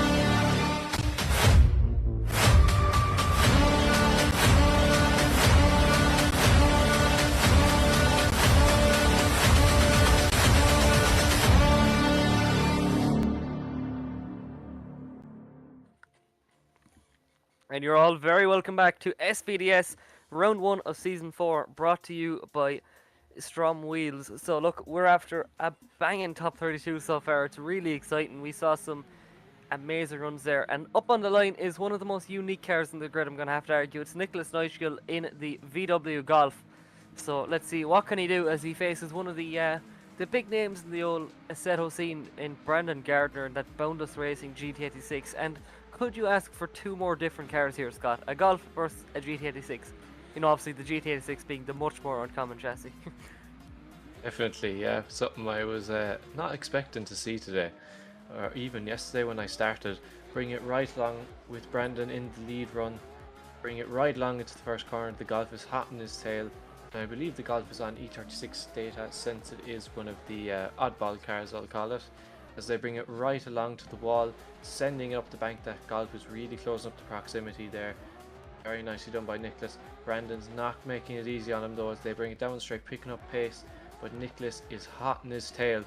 Bring it right around the final corner. A bit of braking to slow down the car and settle it as they bring it across the line. Just wow. Like, that Golf is so cool to look at. I don't care. It's one of my favourite cars in the grid. So, look, Nicholas there, he did do last season as well. He put some amazing runs down the board. But when I heard he was driving the Golf, you know, it was definitely really cool. So there are some really unique cars coming out the woodwork for this season. So great to see as we swap it around now. And I can't imagine this Golf will actually be the easiest thing in the world to chase. You know, they have a really sharp back in them. So potentially there, this could play into Nicholas's favour as we bring it up off the line. There's a small little break in the stream, but we're back once again. Look at this though. Another thing to note there though is we often say the GT86s there is no whole pile behind the back wheels, but neither is there in the Golf as we transition over. Look at this from Nicholas there, doing a really good job as we transition over now once again. Brandon Gardner doing a real good job chasing in that Golf as we bring it down the front straight once again, transitioning over and now back for that last corner. And look at the proximity, a little bit of shallow angle there. Oh, Nicholas dropping out a wheel there, so obviously a big deduction there for him as once again Brendan getting himself nice and involved there into that last corner. So yeah, you cannot really complain about that one there, Scott. Nice runs. And like, you know, I think very good runs. I think the agri boys will be going insane. Like, there's a Golf that can go sideways now. You know, for a long time you had one or the other. You can have a good, you know, good mad VW machine, or you can have a rear-wheel drive. But now, just Nicholas showing why he can have both. But unfortunately, he'll be coming back for round 2. Unfortunately, that's all she wrote for Nicholas. Brandon Gardner doing a real good job there and moving it on to the top 16. Yeah, very well deserved by Brandon. Extremely talented behind the wheel of that GT86. Definitely a well-deserved win. Yeah, definitely. So nice job there from the guys. So we're going to be bringing it over now to David Laxo and Simon Sandman. So once again, two familiar names here to us over at SVDS. So looking forward to seeing what these guys do, Scott. Yeah, I'm very much looking forward to that in the Beamer and what I think is an S14 about to pull up, piloted by Simon. As the two of them eagerly wait the line, getting lined up, make sure they're in the right position. make sure they have a really good run going here. I'm looking forward to seeing this one. Yeah, the one thing alright though with having like really diverse cars in the grid and like, you know, mad things coming out the woodwork, it's actually nearly like interesting to see S-Chassis, you know. I'm weird, I can't believe I'm saying that, like, oh my god, there's just a normal Sylvia up on the line. Yeah, we were even surprised in qualifying yesterday. There was only a handful of Sylvias going out, and we were expecting to see them every second car or something like that. So, surprisingly uncommon as these two drivers set off. A bit of a lag in the stream there, but we're back again. David is leading into the first corner, but Simon is right hot in his tail. Very close, nice proximity through there. Bring it right the way along the next transition, right onto the wall. Very close proximity, right up on the door there by Simon. Not making it easy on David, putting on loads of pressure here as they pick up the pace down the straight, flying into the final corner. That Beamer spitting flames like there's no tomorrow as they send it across the line. Yeah, definitely. What really stood out for me there, though, was Simon Sandman's chase. It was really aggressive there, and just continuing on from last season there. Obviously, both guys getting some nice results there on the board last season. I think Simon, he wanted to do a little bit better, and I think it's definitely showing here in battles. I think he's getting nice and aggressive, so as we swap it around, let's see what we can do. As David Laxo there now with it all to do. He did a really good chase, now he just needs a really good lead. Now he just has to replicate that in the chase. So we leave it off the line now as that Sylvia leaves the line and fires down through the gears. Let's see what they do as they flick it on in. Big angle there from Simon Sandman. Obviously, just David Laxo shallowing off the angle, just trying to get up onto the door of that Sylvia, transitioning over and back now. Up on the back bumper is David Laxo as the transition over for the wall now. Look at this big aggressive dive now. Up onto the door is David Laxo, but Simon Sandman not shaking whatsoever. Firing down the straight here. Once again, flick, lock to lock transitions here. Up on the wall here with the back bumper. And real nice runs here from these guys. There's one last little push there from David Laxo as we cross over the line. Once again, close runs on close runs every single time, Scott. Yeah, the judges are being put under pressure today to get out these results. Two very good drivers, and you definitely have to admire Simon's chase run there. Just the aggressiveness definitely stood out to me there, especially up onto the bank. That massive dive onto David's door. Okay, Scott, words are hard. I know, yeah. As we bring it on seemingly by through a few hoops, so it's great to see. So just waiting for a decision to drop in. So none thus far it seems, as we just get a little view of these cars. This drone cam is definitely a big benefit to us. We really get to see the ins and outs of these cars as we just get awake up on the side of the door, which they definitely need to be, as it starts to get a bit darker. Obviously it's really dark here at Driftland, you know, nice night rounds start off the season. We had to wait an entire season for it last time.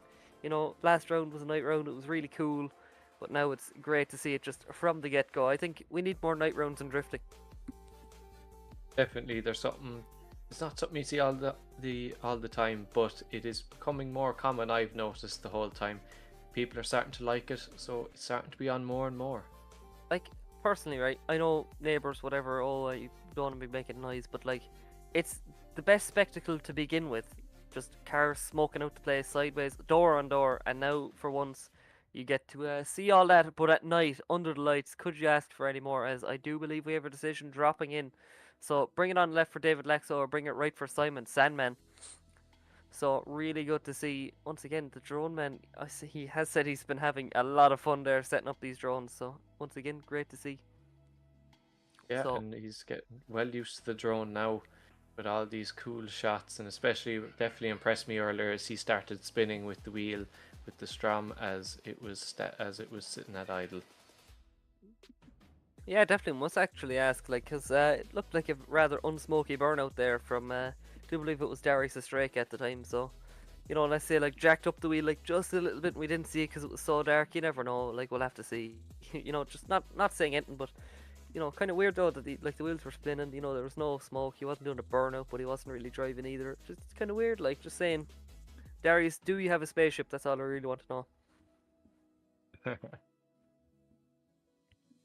Oh, the aggressive stance on all these cars as we get the lovely wheel angle by the drone. Two very cool looking cars with quite a similar colour scheme as well. Oh, The there black we and go. white only really separating them. There you go, as Simon Sandman just taking the whole back end off his car there, seemingly was that the wall run, or did he just, like, really run out the car when the car wasn't looking, so he could just show us the rear end setup there, and just goes to show some of the detail going into these cars. You know, people are meticulous for stuff that the stream normally doesn't see, so it's great for these drivers, you know, taking the chances to show us the extra little details and animations put into their cars. Definitely, there's a lot you can learn from these modelers, some very talented ones out there. Definitely, we can all learn a thing or two from them for when we're building our own cars. It's something that I like to do from time to time too, but it's something I really admire when it's done to such a high standard. Yeah, fact is we see Strom Wheels up on the quarter panel, obviously our title sponsor for this season, so if you're in any hesitation whatsoever, make sure to pick up a set of Strom DS series wheels for your drift car, you know, STR wheels for your cool road car or show car, and then, you know, if you have a big off-roader, you even have something for that. So we have the big OS series there if you are interested. I do believe we have a decision dropping in, so once again, guys, comment down below. Do you think it's going to be David Laxo or it's none of them? It's a one more time, so we get to see these guys go hammer and tongs at it yet again. So yeah, great to see. Is Simon, you better put that rear end back on, you know, just in case. So obviously the guys going back to the pits there, getting new tires, getting ready. So we bring it right back up the start line. I do believe we'll have to bring it back to those guys straight away. So once again, Scott, I'm just going to wait for cars to go up onto the line. Yeah, I'm looking forward to seeing this run now. It's going to be very interesting. They have it all to play for now in a one more time, as I see headlights moving in the back as David is ready to go on the line. Simon shortly behind, Hooven getting ready to go now. Yeah, definitely. I think a lot of people have copped it though. What really impressed us there with Simon Sandman last time was just how aggressive he was in the chase, but then once again, David Laxo, he's just not making mistakes, and that is definitely a hard driver to beat, you know. We've seen that in so many different series this year.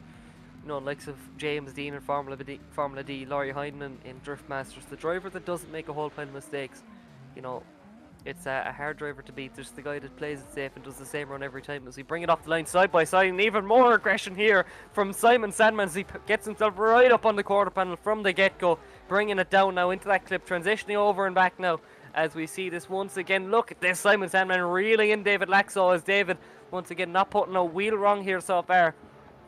It's great to see these guys battling it out at the top of their game, flicking it on into that last corner, and look at his flame shooting from that BMW as he's certainly awake now. Simon Sandman putting it up right up onto the quarter panel. Once again, the judges are not having an easy time picking these two apart.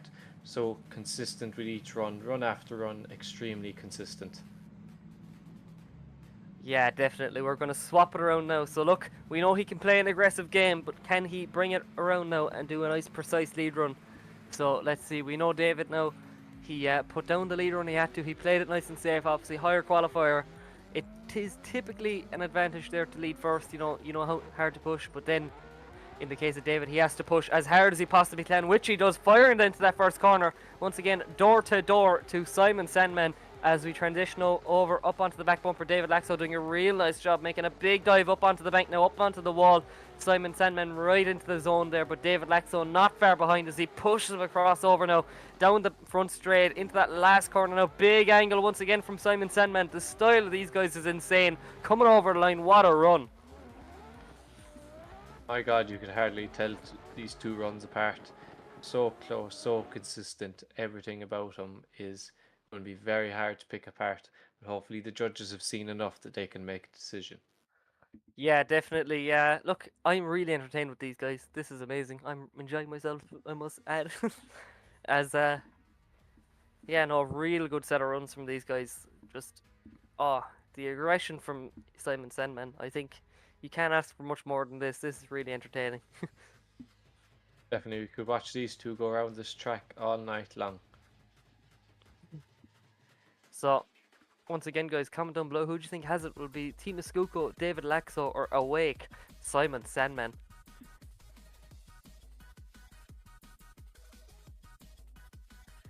So, once again, guys, we do have some amazing partners on board, which you can see cycling through at the bottom. So, please help the guys that help us, and you know, pick up some pick up some products with the guys who support us. You know, give them a support, give 'em even just a follow there on social media. Tell them that we sent you. You know, it all really helps us out, and it would be greatly appreciated. Obviously, these are the guys what make this all possible. So, once again, just great to see the level of driving this season, level of work that's being put into both the track, you know, on the staff side of things, and then, you know, the cars and the driver side of things. It's great to see that SVDS is well and truly buzzing, and it's great to see us growing all the time. As we bring it up onto the main view on the replays, this was the amazing chase there from Simon Sandman, but David Laxo not getting shaken. He was pin perfect there, Scott, not making mistakes.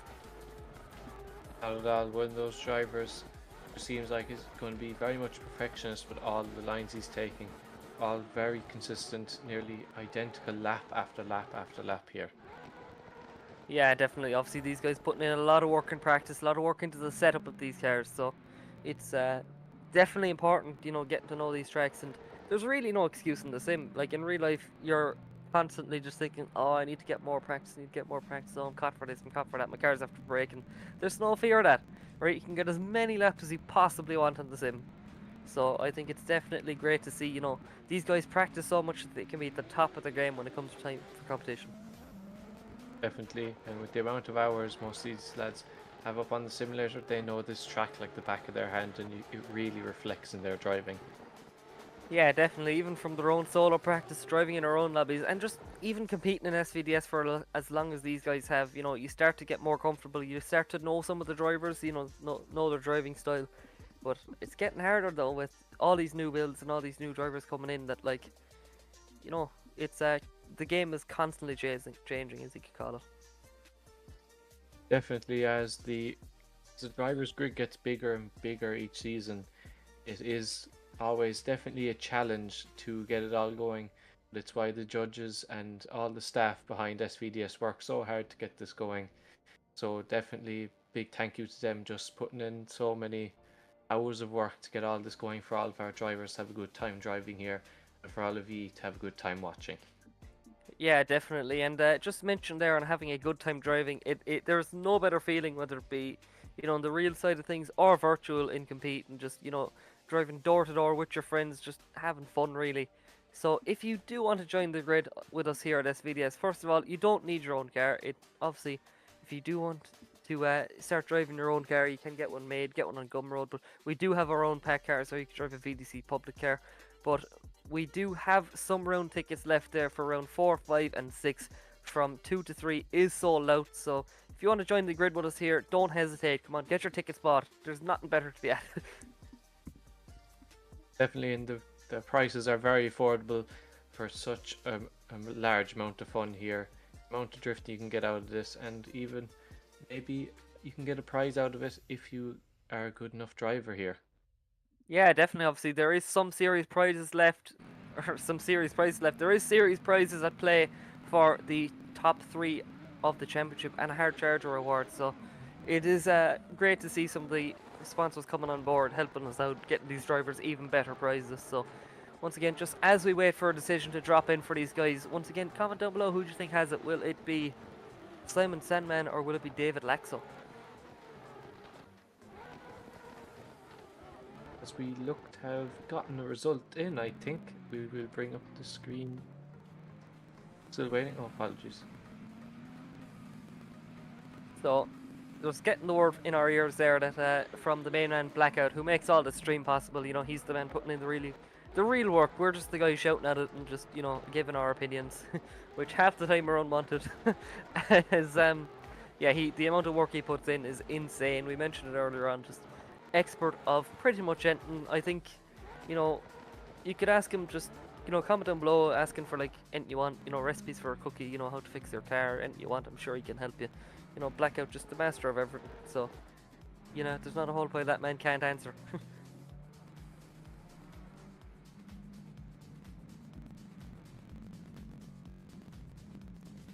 As Scott, I think these battles are getting closer and closer, and might I add, this is only the top 32.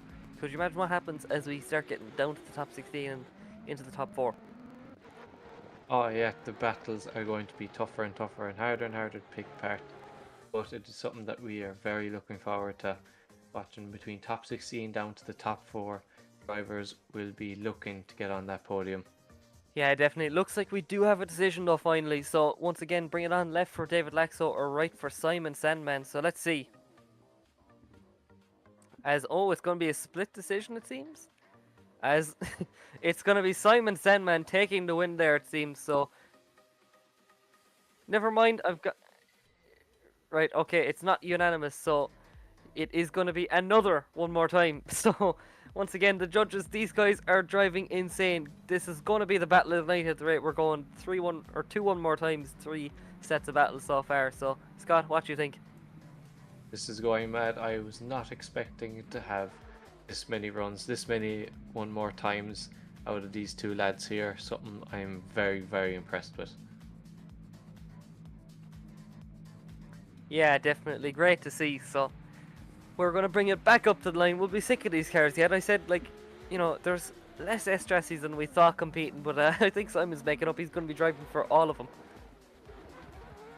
Definitely, as these drivers send it into the first corner now, on the second one more time, they have it all to play for here.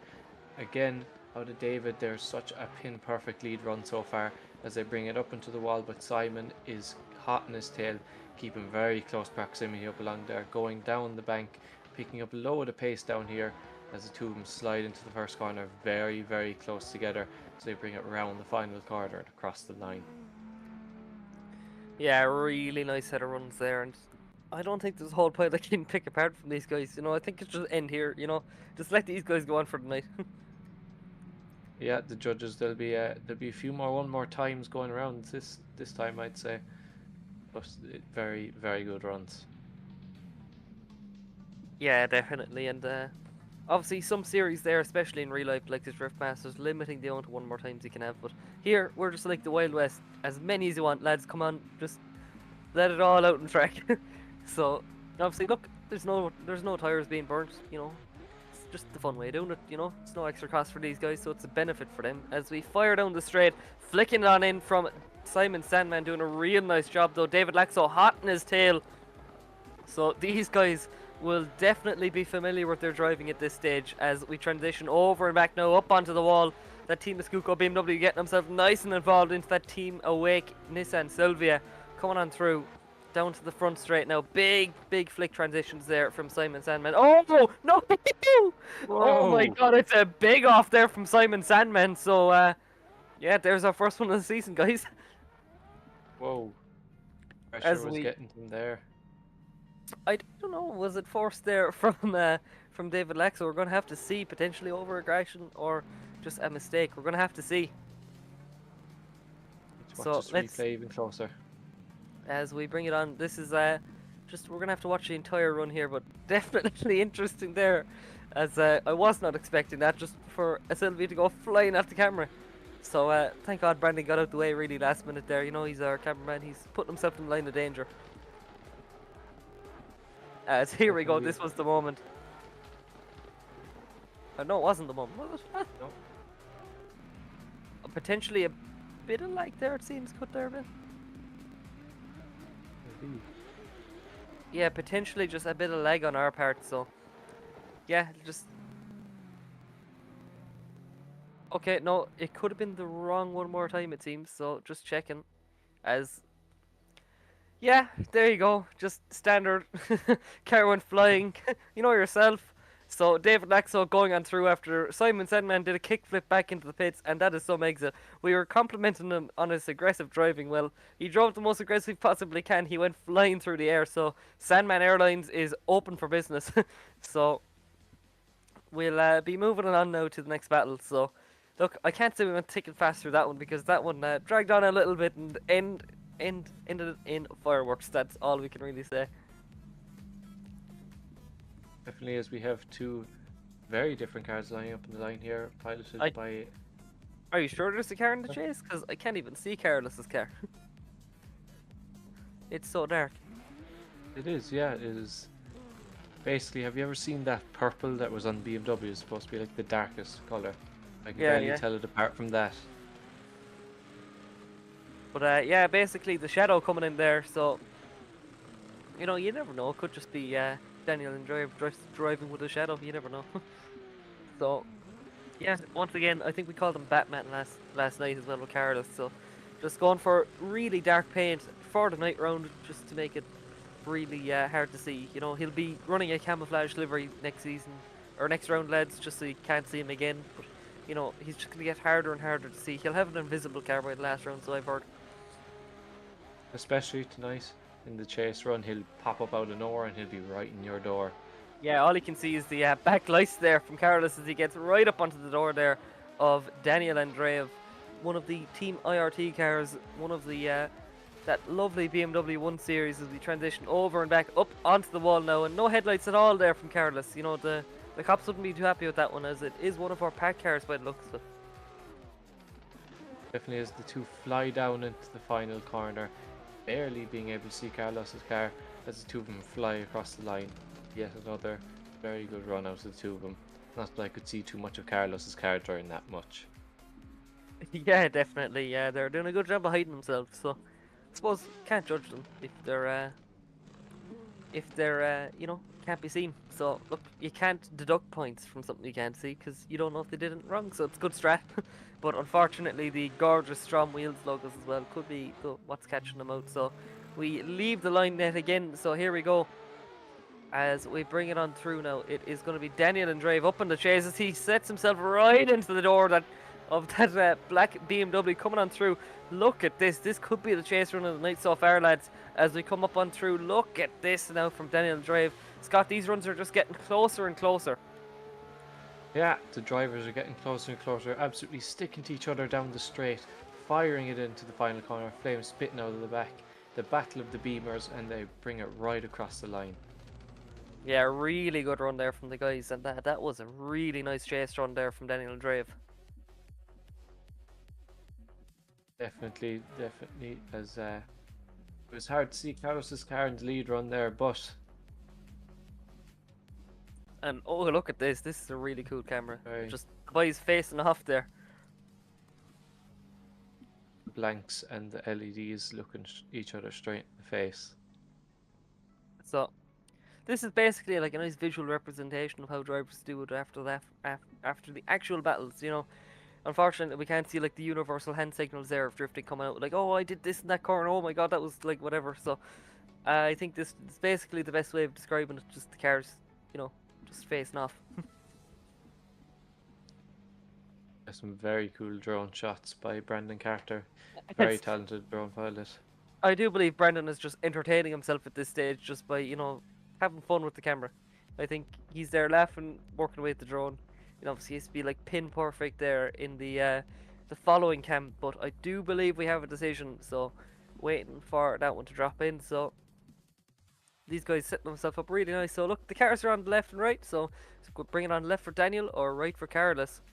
And it's going to be Daniel Andreev going on through to the top 16, and Scott, just like that, there's only one more battle left in our top 32. That is mad. These battles have been flying by all night. Top 16 is going to go by in a flash.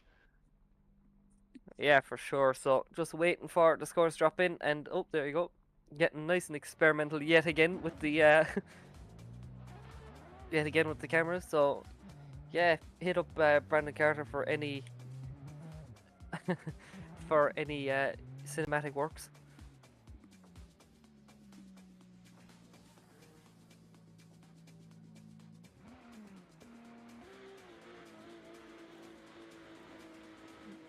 As we bring it on now, it's going to be Gaitis now versus Braden Howard. So Gaitis as the higher qualifier in 11th, then 22 for Braden Howard. So here we go. It's going to be at R32. We called it Batman there last night as we flick it on in. And it's going to be another Sylvia coming on through. So look at this, doing a real nice job as we just bring it on through to the next camera. And this is another really hard car to see in the lead there. That's Sekai R32 Skyline. It looks really cool. It looks mean there as we bring it on through. That S14 diving right up onto the door there. Really nice as we bring it on through. Carbon Drift Team up on the door. One of our own sponsors there in the S14. As, yeah, obviously Braden could have been a little bit more aggressive in spots there, but overall not a bad set of runs there from the boys, so we swap it around. Definitely, and it's a battle of Batman versus the very colourful Sylvia. What did we call it last night? A very floral livery. Yeah, very floral, you know, it's nice and environmentally friendly.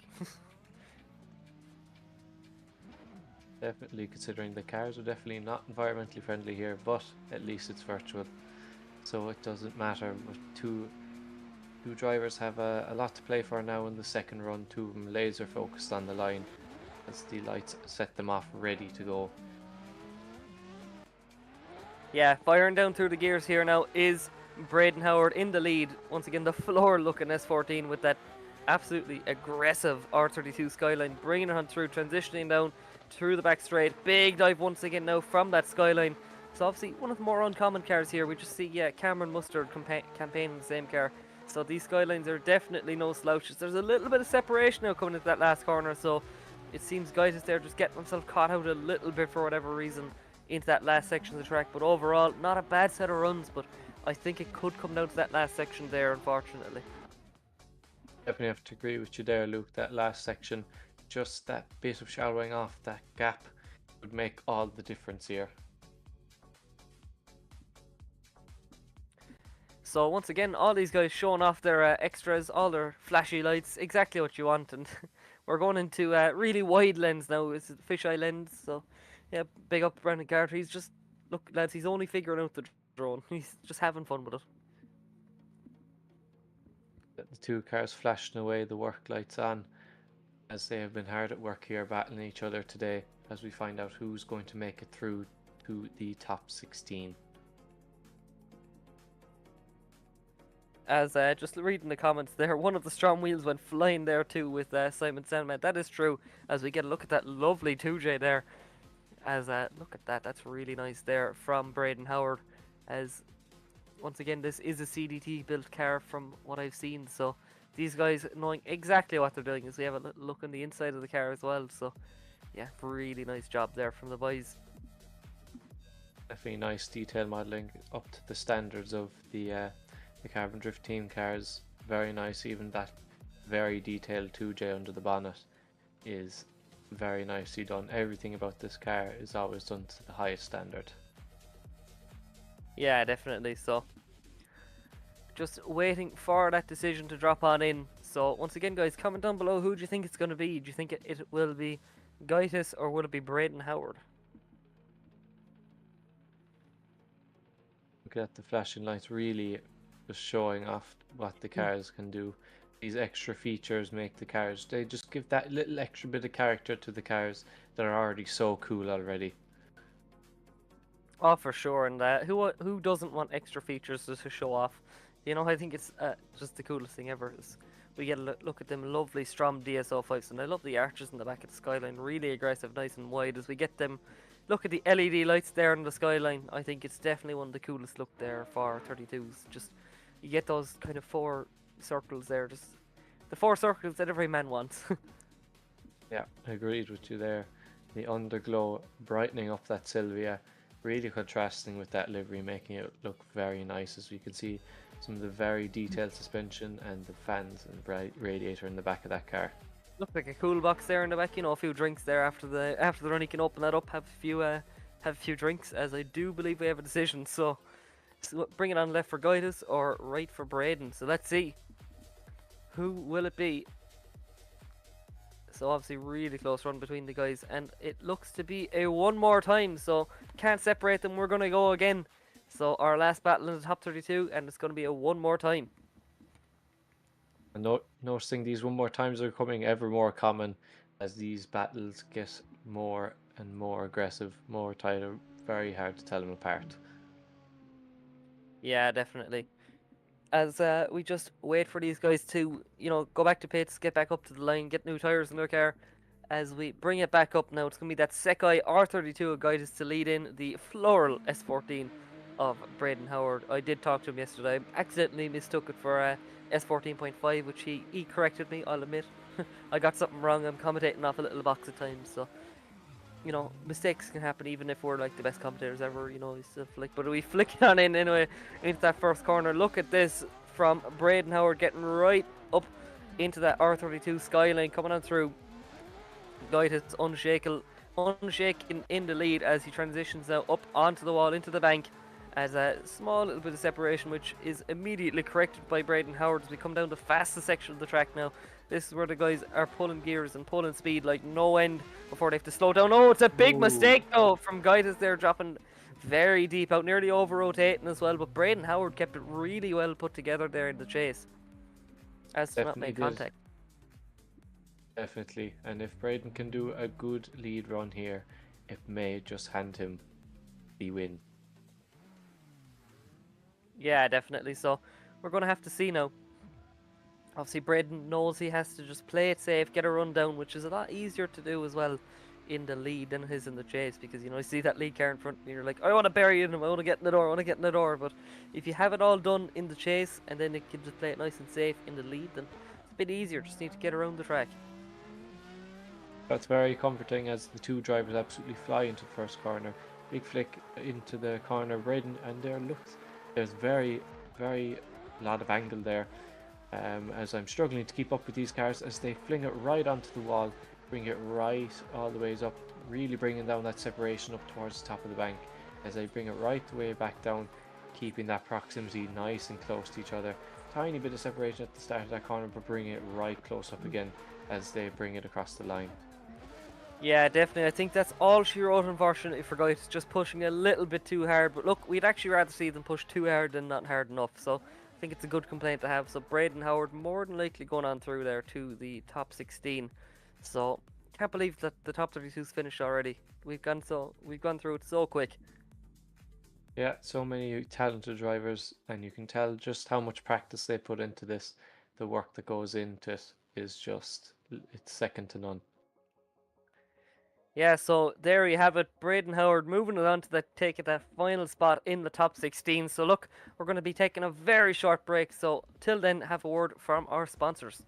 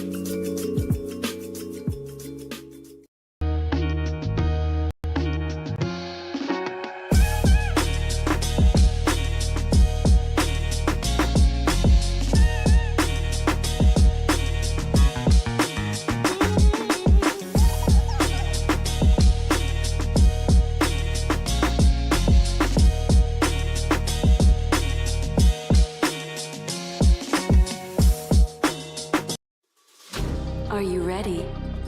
I'm ready.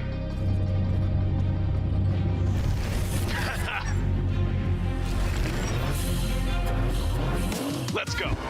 Show me what you got. Oh, Is that everything you got? last turn. Catch me if you can. That was great. That was a good game. Unlock true experience with GT Omega. Carbon Drift Team, sponsoring SVDS Series 4.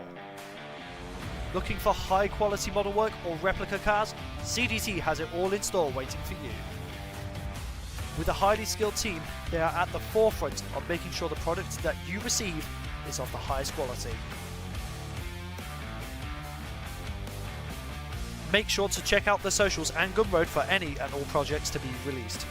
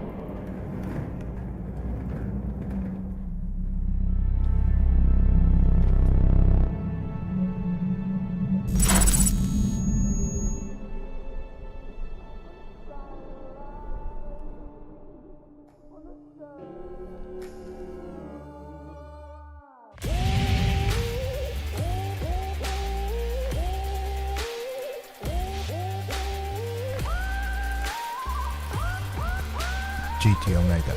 Stay ahead of the game.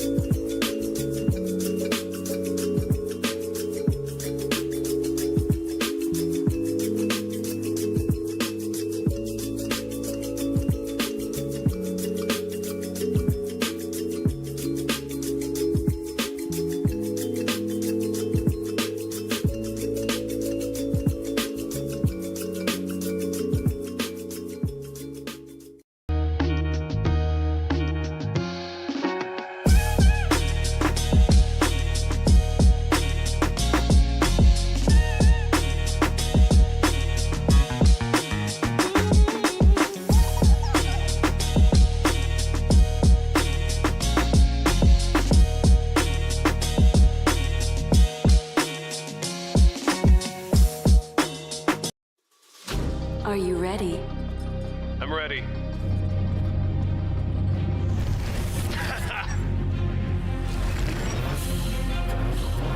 Let's go. Show me what you got. Oh, Is that everything you got? last turn. Catch me if you can. That was great. That was a good game. Unlock true experience with GT Omega. Carbon Drift Team, sponsoring SVDS Series 4. Looking for high quality model work or replica cars? CDT has it all in store waiting for you. With a highly skilled team, they are at the forefront of making sure the product that you receive is of the highest quality. Make sure to check out the socials and Gumroad for any and all projects to be released.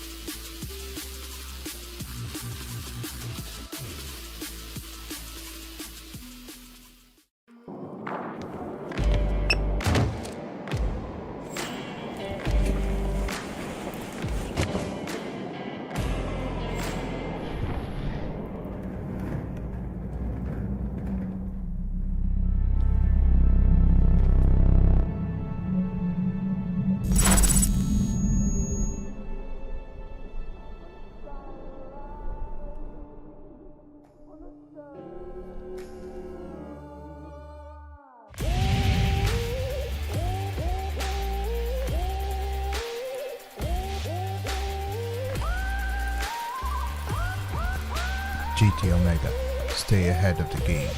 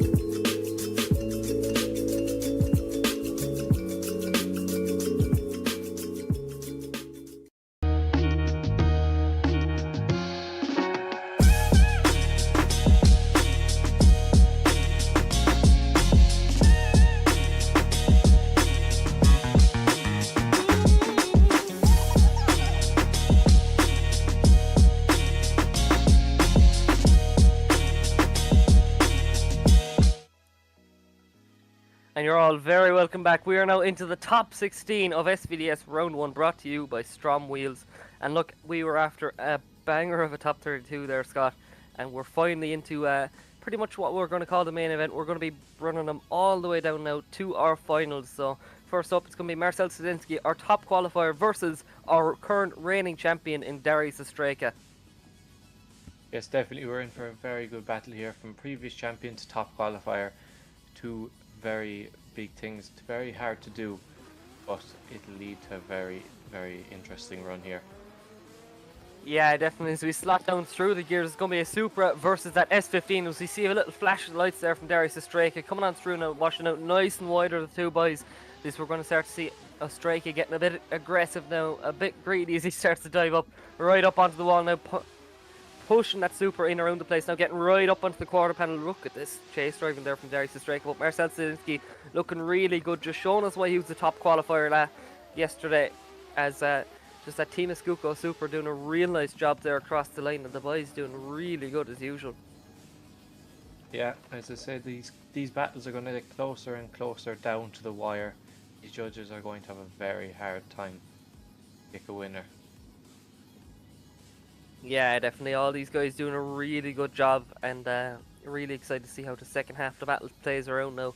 As we swap it around, it's going to be Darius Ostraka leading us in, and Marcel Sadinsky in the chase. So let's see. We know he can top qualifying, but let's see how he can do when he's chasing in a man with SVDS championships to his name. Obviously, Team Urtus so far has been pretty dominant in SVDS history, so after dropping only to a one-car team now, so we're going to have to see what Darius can do as we await for them on the line. You see the very, very bright headlights out of the two of those cars, really brightening up the light as they set off. With Darius out in the lead position, very closely followed by Marcel in that Supra. Two very comfortable drivers around this track. Flying around the place, very good proximity around the place, sending it right through to the next transition onto the wall. There's a bit of separation there compared to the last run, but very close nevertheless. Bring it right down along the straight, picking up a load of pace down here, flying into the final corner. These two cars, the rainbow underglow underneath that S14.9 I think, or S15, sorry, really brightening up the night. Yeah, definitely. I think you might actually be right in saying that's an S14.9. Looks quite similar. It looks like an S14 back window, but yeah, as the boys just do a few donuts there. Obviously one of these guys will be going home as such, you know, calling tonight, but yeah, what a run from these guys, both just top of their game really, and that's what's so amazing about SVDS. All these guys are just banger run after banger run. As we bring it over to that side-by-side view, not at this battle, it seems, just one of our previous ones. We're just going to get that updated very quickly.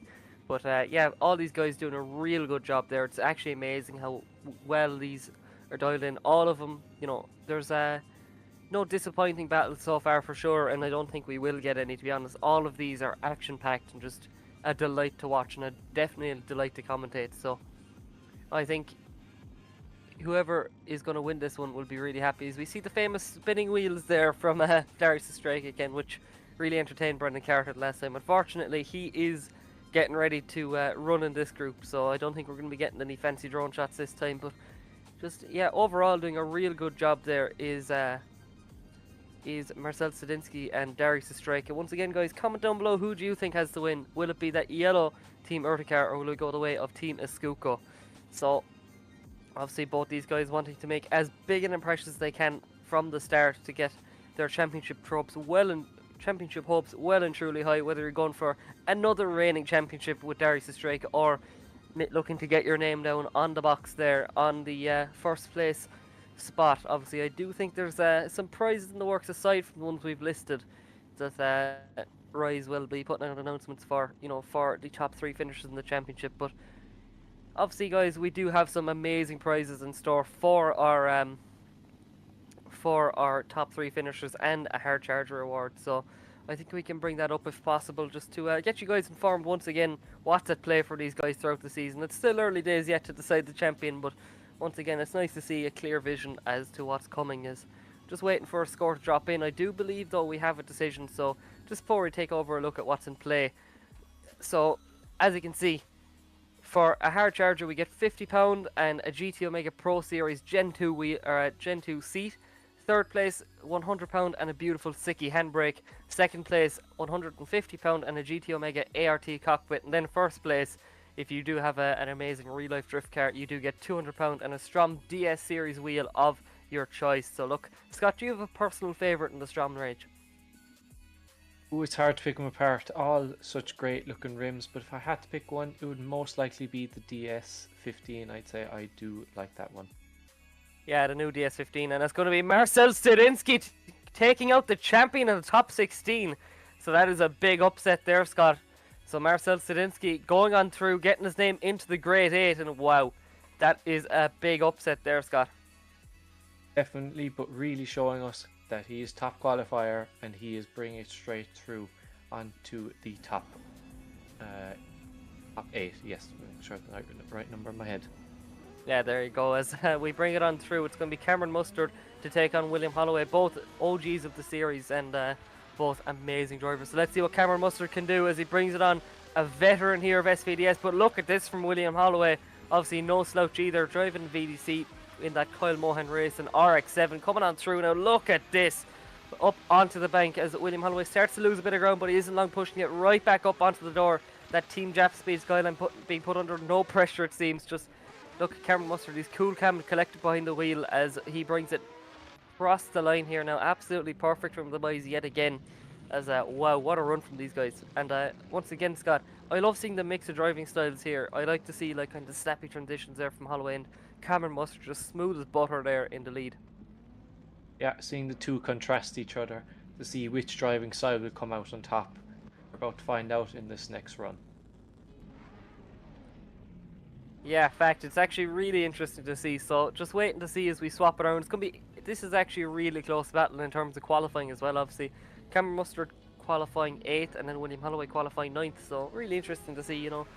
This works out kind of similar. So theoretically, this should be one of the close battles we get at night based off qualifying.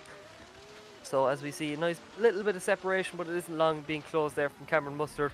But William Holloway on a stormer of a lead line here so far. Obviously, that nice and snappy RX-7 coming on through now with the Skyline not far behind, just losing a little bit of ground, not as aggressive as Holloway, but there we go. Now we start to see Mustard turn the screw a bit as we fire down the straight now. Big flicks yet again as we see that wastegate pipe flying out flames there from both cars, and a really nice job there from Holloway and Mustard. Definitely a very good run. Something I really do like, that RX-7. It's such a really cool looking car. It is, I love the turbo fans on the front of it, a very interesting choice for the front wheels, but it's something I really do like about that car. Yeah, we're starting to see turbo fans come in a little bit more into drifting, and I think it's kind of cool to see, you know, very reminiscent of Group B rallying as well. So obviously I'm a big rally fan myself, so look, I like to compare everything to that. So obviously you see the likes of the RTRs using it, you know, Darren McNamara, James Dean, they're kind of all implementing it.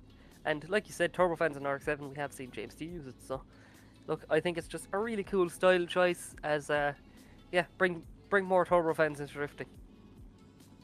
Definitely, as we await the judges' score as to who will be going through to the top 8, as the drivers wait in anticipation to see who is going to be joining us in round 2 and who's going to be moving on.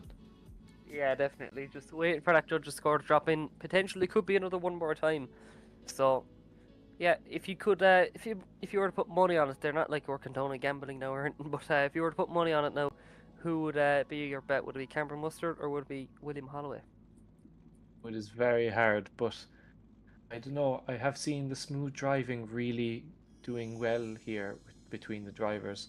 So if I really did have to, I would most likely put it on Cameron, but it is very hard to decide between the two.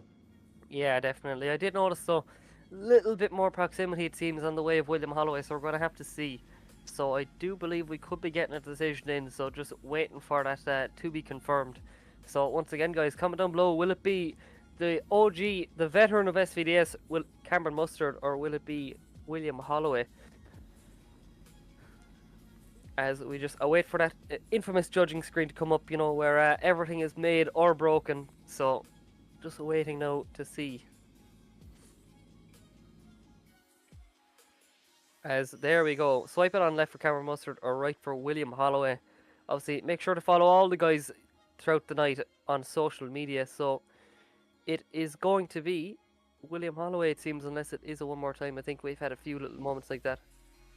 As just getting confirmation there, yeah, William Holloway going on through there to the grade 8 to face Marcel Stadinsky. So yeah, it seems the OG, you know, we're seeing some upsets here. Obviously, William Holloway, a great driver in his own right, but Cameron Mustard, the OG, getting knocked out. And we did look already. There's upsets in the top 16, Scott. Definitely, it's always very hard on these drivers. Just such a high level of competition we're witnessing here as the two drivers set off to the next run. So here we go. It's going to be Samuel Cuddy to lead in Brandon Patrick. So it's an E36 versus the newer BMW Z4. So look at this now. Brandon Patrick, obviously no stranger to the sim side of things. He is definitely one of the most experienced drivers in the game there, representing Boundless Racing. Then representing Carbon Drift Team, it's Samuel Cuddy, which is no slouch whatsoever. He put down some incredible runs in the top 32 and in qualifying. But look at this now from Samuel Cuddy as he starts to turn the screw, start to dial onto that much more modern BMW. But look, it's Scott's chassis, Scott. Yeah, you are definitely a fan of the 36, but it does show, and you know, it is a widely used chassis all around the world for drifting. And there's a reason why for that. You know, I would have to say, this is the year of the 36, I'm going to say, with likes of Connor Shanahan coming in with FD and then Adam LZ, both in FD and Driftmaster. So it's cool to see, you know, both guys representing the chassis so well. And another thing about it is, you know, the E36, one of the more iconic cars of Driftland here, with the whole kind of bashed car, you know, having fun cars over here. But look at this now, Samuel Cuddy doing a real nice job of Brandon Patrick right up onto the door now in that BMW Z4 as we get it transitioned over and back now. Look at this, real nice driving from the guys as we start to see them turn the screw. Brandon Patrick starting to dive up onto the door, pushing that E36 up and down the bank as we come down to the fastest section of the track now. Brandon not letting that 36 run away from him whatsoever, but Cuddy doing a real nice job here in the lead. So yeah, nice job there from the boys. Both drivers definitely no slouch. Definitely, yeah, I definitely agree with you there. And as you said, E36 is a very good chassis, but that Z4 is definitely giving it a good run for its money at the moment. Yeah, definitely. That car looks absolutely planted, and it could be the one to take the win there. Obviously, seemed to have been a bit more of a close chase, it seems, from Brandon Patrick, but then lead to lead is pretty comparable. You know, Samuel Cuddy not doing a whole pile wrong there, and that is a dangerous driver, you know, one that doesn't make too many mistakes. No, as I said, we're at such a high level of competition now. We are really picking hairs with these drivers, with these runs. It is becoming harder and harder.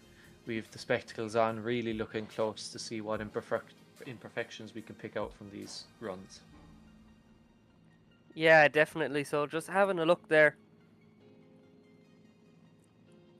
So let's see. Once again, guys, do you think it'll be Samuel Cuddy or Brandon Patrick? So obviously make sure to follow all the guys. You'll see their social medias come up in just a moment there. But once again, Boundless Racing there versus Carbon Drift Team. So great to see, you know, such a variety of cars, even though they're both BMWs, but very different BMWs in their own right. Definitely, and the Z4 is definitely a cool choice of car. Definitely not something you'd see every day, especially with that body kit on it, massive spoiler on the back. Definitely makes it stand out on the grid. Yeah, for sure. You know, it's a really low-strung car, and definitely a car that grew on me. I wasn't the biggest fan of the Z4s or the Z3s before them back in the earlier days of that chassis. So obviously, I think they're growing on me. They're a really cool looking car in their own right, especially these modern ones. You know, where I wouldn't be the biggest fan of some of the modern BMWs, but them, they definitely look cool. The body lines of the car are nice and sleek, which is something I really do like about it. And it being a convertible is also a cool thing. Now this one has a hard top, but it doesn't stop you from taking down the roof on those nice days to get the wind in your hair. Yeah, for sure. Well, look, if from what I've seen of Driftland, there's no fear about getting wind into your hair or the rain. So, look, that's the benefit of the sim side of things. We can guarantee that it's going to be dry. You know, we're not going to be miserable underneath the weather. But, yeah, look, there's benefits for rain drifting too. I don't mind a bit of wet driving myself. It also means less tire wear in the rain, so we'll always take that every day of the week. Yeah, definitely. So I do believe there is a decision coming in. So yes, there is. So will it be Brandon Patrick or Samuel Cuddy? as we just await decision. Once again, guys, drop down below, but there's going to be no decision. It's going to be a one more time, so we couldn't separate them. Let's run it again. Let's get up for another great run. I'm looking forward to seeing this now.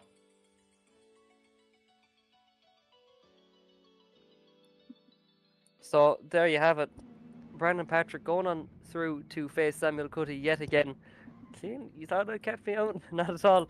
So let's see. As we swap it around too close to call, we're going to bring it up yet again. So here we go. Scott, I think we're going to see more of the same. Some more excellent driving from these guys. Both of them looking absolutely unstoppable in here so far. Definitely, we have the battle of the Beamers here. The Z4 versus the E36, which is definitely a very cool battle. Yeah, definitely. It's great to see an E36 being well represented. We were kind of lacking that last season. You know, a lot of 46s and stuff. Not actually a whole pile of 46s this season, surprisingly. Definitely, as the two drivers set off with Brandon in the lead run, closely followed by Samuel as they go flick it into the first corner. Very nicely done by Brandon, and Samuel is hot in his tail, closing up that proximity as they bring it round the first corner, right into that transition, bring it right the way along into the wall. No delay here, bring it right up along the bank. That E36 is hot on that Z4's tail, bring it right the way down the bank, picking up the pace. Brandon's trying to leave Samuel for dead here, but Samuel is not letting him do that. Bring it right around the final corner and across the line. Yeah, definitely. Real nice set of runs there from the guys. So, once again, more of the same, Scott, really. Yeah, it is going to be definitely a one more time again if it continues this way. Yeah, look, we did see the triple one more time there, or double one more time, sorry, with Simon Sandman there and David Lack. So unfortunately, Simon Sandman just going off into the sky, you know, starting his own airline company. Fair play to him. But look, we are ready. Different type of airlines here and different type of flying as these guys are flying into that first corner, coming in. Look at this now from Samuel Cuddy in the lead. Brandon Patrick there chasing him in, not letting him by whatsoever. Real nice proximity now as he starts to turn the screw, get up right close to that E36, coming on through now down the straight. Big angle yet again from Samuel. And one thing I've noticed with Samuel, he's like really snappy. He dials on big angle and he loves the wall there, that big wall there, the concrete wall. So, you know, he's definitely knows where the back end of that car is. Definitely well known, and it means he can really send along that wall, really showing, giving us a nice run to look at, but also making it really, you know, hard for the judges to judge at times when it's that close to the wall. Yeah, for sure. It can be pretty close to call. So, look, we're looking forward to seeing how this one works out. So, if you could make any prediction, what do you think? Oh, it is really hard to call it, especially since it's one more time. I really can't. I don't think I'm qualified enough to give an answer on that just yet. You're getting better, to be honest. I think you're just as qualified as I am, to be honest. I'd say it'll be definitely hard to pick these two apart. The judges will be having all the cameras out and really having a deep dive into those runs. Yeah, for sure. Looking forward to seeing how this one works out for the guys. So, let's see. Once again, guys, comment down below who do you think it will be. Do you think it's going to be the VDC driver in Brandon Patrick or the Carbon Drift Team driver in Samuel Cuddy?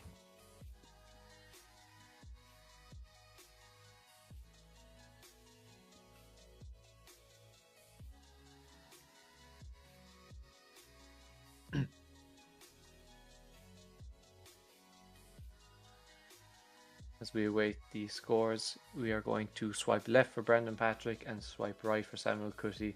Will it be a one more time? We're about to find out.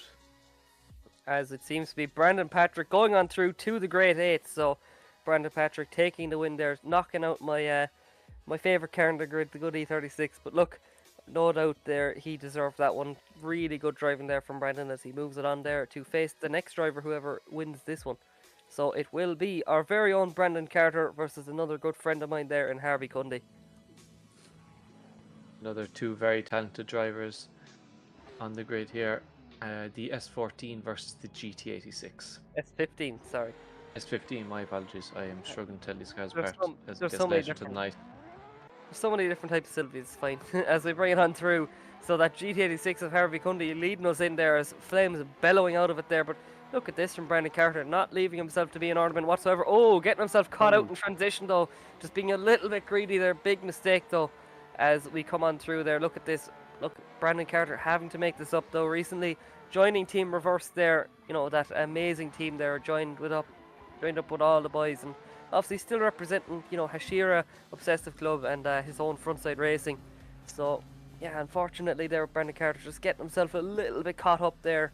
It could make a big mistake there. It could prove pretty fatal for him, but I'm sure he can tidy it around there as we swap it around. Not a whole pile wrong though from Harvey Cundy. Obviously, I know the amount of work he puts in. Like, even behind the scenes, he's been a big supporter of drifting for a long time, supporting some of the guys, and what formerly was BDC, now Drift League and stuff coming in. He's supporting a lot of guys, and great to see him here at SVDS as he brings it right up onto the door of that Team Reverse S15. Now transitioning over and back as we see Harvey Cundy start to pile on the pressure now. Knows he has a bit of an advantage here, but not playing it safe whatsoever. He's having fun with this one as he reels in Brandon Carter here and transitioning down the bank and in again. Look at this now. Brandon Carter doing a real nice job right out nice and wide there. So yeah, well done to the two guys. Really nice driving there. Definitely, and two sound lads with it as well. Definitely going to be that little mistake from Brandon there at the start that could be the decider here, but we're gonna have to wait and see. As we just noticed, boys, the two boys very photogenic there, just lining up for the camera. It's almost like Brandon knows where the camera is. And would know all too well at this stage, even between the drone and stuff. It is he'd be well in. Yeah, definitely, and two really cool little cars there, little cars, but obviously Harvey Cundy representing Team Wild Monkeys. Still a supported driver in my own little thing there in 443 Motorsport, so it's good to see Harvey, you know, double dipping as we'll call it. Definitely, yeah. The more teams, the merrier. Obviously, there with Wild Monkeys being really talented there in making cars, one of the top teams there, I think. And I think Harvey has the most normal car in the grid, to be honest, the part of Wild Monkeys. You know, there's no weird front swap, there's nothing stupid going on. There's just, you know, nice and calm. At the minute, anything with the Wild Monkeys, you don't know what could change with their cars, which is something I really do like about them. Yeah, I think Harvey soon enough he'll be like just running the weirdest front end you'll ever see. You know, he's gonna make his own car. Yeah, there'll be the car out here. No, like just the front half, it's a Wild Monkeys car, so like the back half will be very normal. It'll just be like regular. Then the front is where it gets a bit wild. Do you know what I want to see actually from Harvey? I want to see like a VW Polo front on the GT86. There you go. There's an idea for you, Harvey. Watch now, he'll rock up to the next round. There'll be a fine Polo bumper strapped to the front of that car. As we just await for the score to drop in. So what do you think, guys? Will it be Harvey Cundy or will it be his fellow countryman in Brandon Carter?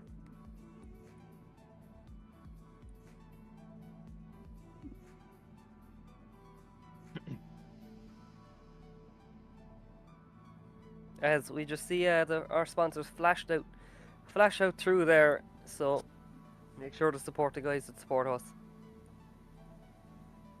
Definitely, these events just would not be possible without our amazing sponsors. So please do go get some products from them, go support them on social media. Every little bit helps. Yeah, for sure. So just waiting for that score to drop on in, and might add one of our more recently added sponsors there in Drift League GB. So if you are based in the UK, whether you're a drifter or just a big fan of drifting, make sure to head over next season and have a look at a few rounds, because it's definitely interesting and something I really want to drive in eventually. Just hopefully the stars align and I can go driving out there. So it would be great to see, I think. So obviously Dyce Carriers as well has been on with us for so long now, so thanks for their continued support. And Carbon Drift Team, you've seen a lot of their cars there throughout the night, and just pin perfect. Obviously then our title sponsor in STRO M Wheels, just the coolest wheels in the game, just the best run them, you know, whoever you name, just the best in the business. Then look, you have the best wheels in the business, then you need the best parts in the business as well on top of that. So Sikky Manufacturing, making the absolute best things you can possibly get. Then Mclellan Motorsport, another huge continued sponsor there of of SVDS. So obviously Stuart Mclellan with that really cool E36. We've mentioned now how much I love E36s. So look, E36 driver sponsoring the championship. Could you ask for more? Obviously then GT Omega there making the best in sim racing cockpits, and now going out into just the general gaming seats. So I know both are extremely comfy and you couldn't ask for better. And then obviously you have Kaptured Media, which is the man behind the scenes up on the stream. So look, Blackout, he puts in all the work. He's just a legend. Yeah, the amount of work that that Blackout puts in for these streams, it is something we must thank him for. It is such a high quality stream, and everything he does to a high standard. It is top class.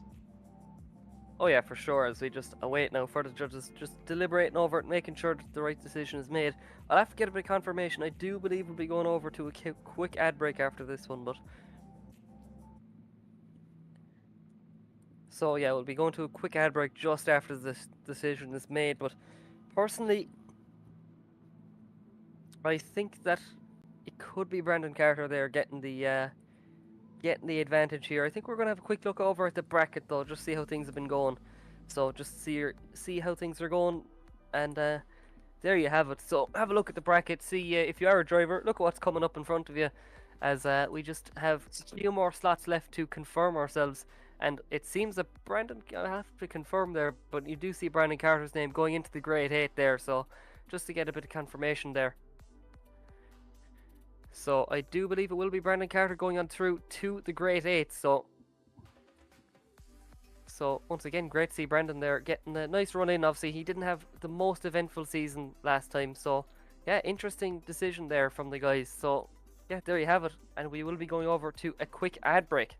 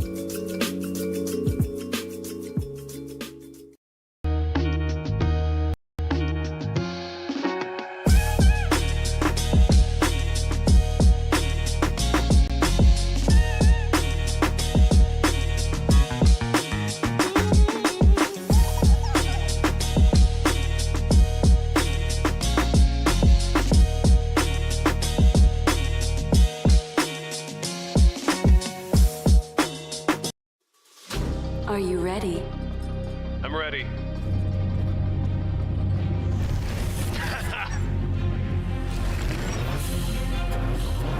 Let's go.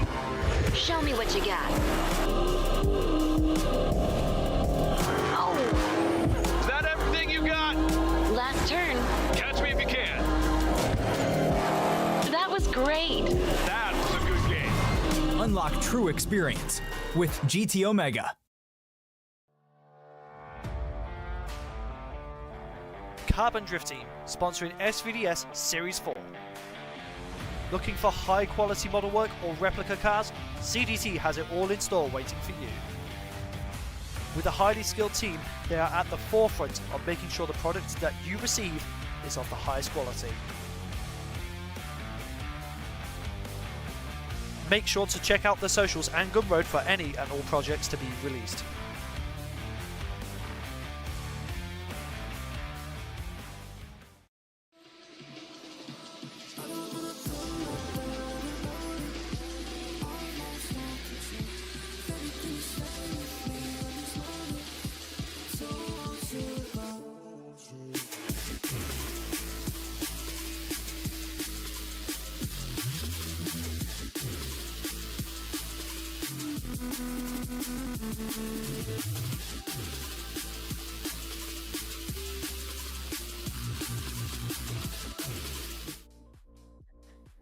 And welcome back, everyone. So we do have the man himself, Ahara, just giving us a little reason there on that last decision, obviously, just to make everything as clear cut as possible. So was it Was it Brandon getting too greedy, which we originally thought, or was just Harvey timing his transition wrong, or what was the story with that last one? So before the transition there, Harvey was on brakes and you could see his speed go down quite a bit there, way more than anyone else has in the lead, which closed the gap that Brandon had before that transition, meaning Brandon couldn't go anywhere and had nowhere to go. What me and Ty okay. thought there. Yeah, no, that's understandable. Too much left foot brake just before a transition, which already has been said that we do not want. We want minimal left foot braking. Yeah, pretty much just choking up the chase car there. So thank you so much. I'll let you head back over to the judges area and just get these guys ready to send. So there you have it, guys. Just potentially, just we didn't see it fully there on the camera, and that's why it's so important for these judges to have extra angles there that they can just make sure the right decision is made. So there you have it now, as we just await up on the line now. So we are in to the second half of the top 16. So it's going to be Vitaly Izaev or versus Armand Vesmanis.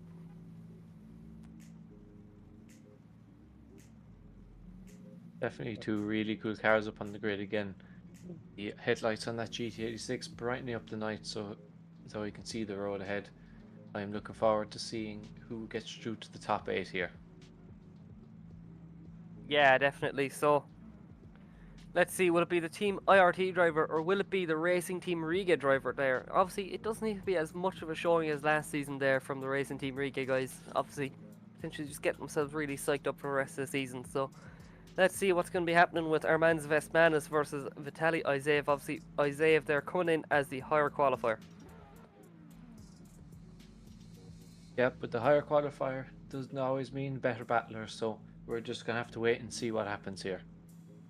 Yeah, like you said there, theoretically they're at the advantage there. They get to lead first, you know, they get to judge the other car, but it doesn't always work out that way. So we're going to have to see now as we just await for them lights to ignite and these guys to drop the hammer, as they say. So we wait up on the line, just looking at those beautiful sponsors there up on the line. So just a bit of freaking out with the shadows, it seems. So just awaiting now for the guys to get going. So is there any battle so far that's really stuck out in your head aside from Sandman Airlines?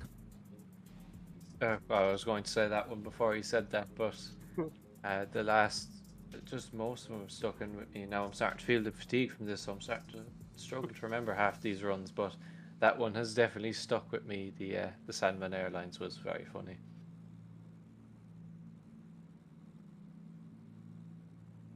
Yeah, for sure. So just waiting on the line yet again. And Scott, obviously you're a newcomer there to SVDS. What do you think of the whole party so far?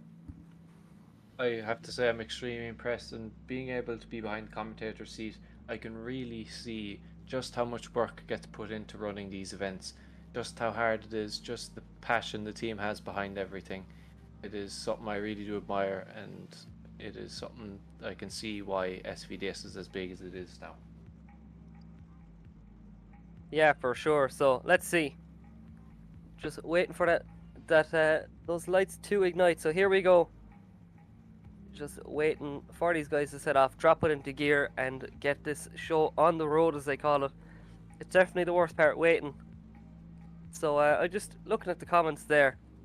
Just the level of driving is intensely high. That is for sure. Like even an 81.5, I believe, there was the cutoff in qualifying. That is absolutely mad.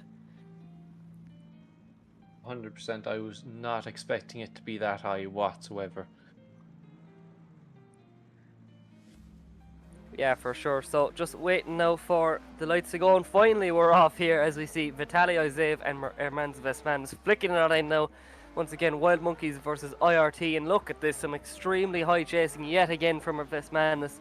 So, like I said, if you're not on the door here, you're actually, there's no point. You have to put on some close driving. So let's see.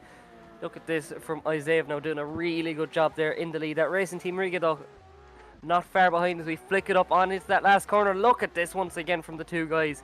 Vesman is doing a real good job just maintaining proximity.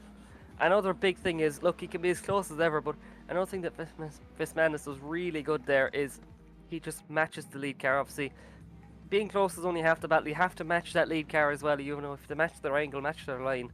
And I think that's one thing that Vesmanis is really good at. Definitely like a mirror onto the back of that car, really showing us how it's done here. Copying the angle and the line, very nicely done by him. It is going to be hard to top that chase run, but there's going to be someone to do it. I have no doubt our Manus can do it. Or Vitality, sorry. As the Yeah, two first send it down into the first corner, really bringing it right the way along to sending it. The smoke has dialed down a bit here, but the two of them are right going, sending it through very consistent proximity by Vitality. Bring it right the way along the top of the bank, really closing up that gap there, really pushing that GT86 around the track as they send it down the straight, picking up all the pace as they fly down into the final corner. Very consistent proximity again by Vitality, and a very comfortable lead run by our Manus. Yeah, for sure. Once again, the driving is absolutely insane. As we await the judges' score, it's going to be IRT versus Racing Team Riga. Who's going to come out on top? Yeah, look, it's anyone's game still. It's all down to what the judges think. It could be one more time yet. So once again, guys, what do you think? Will it be the way of Vitaly Izaev or Mans Vesmanis?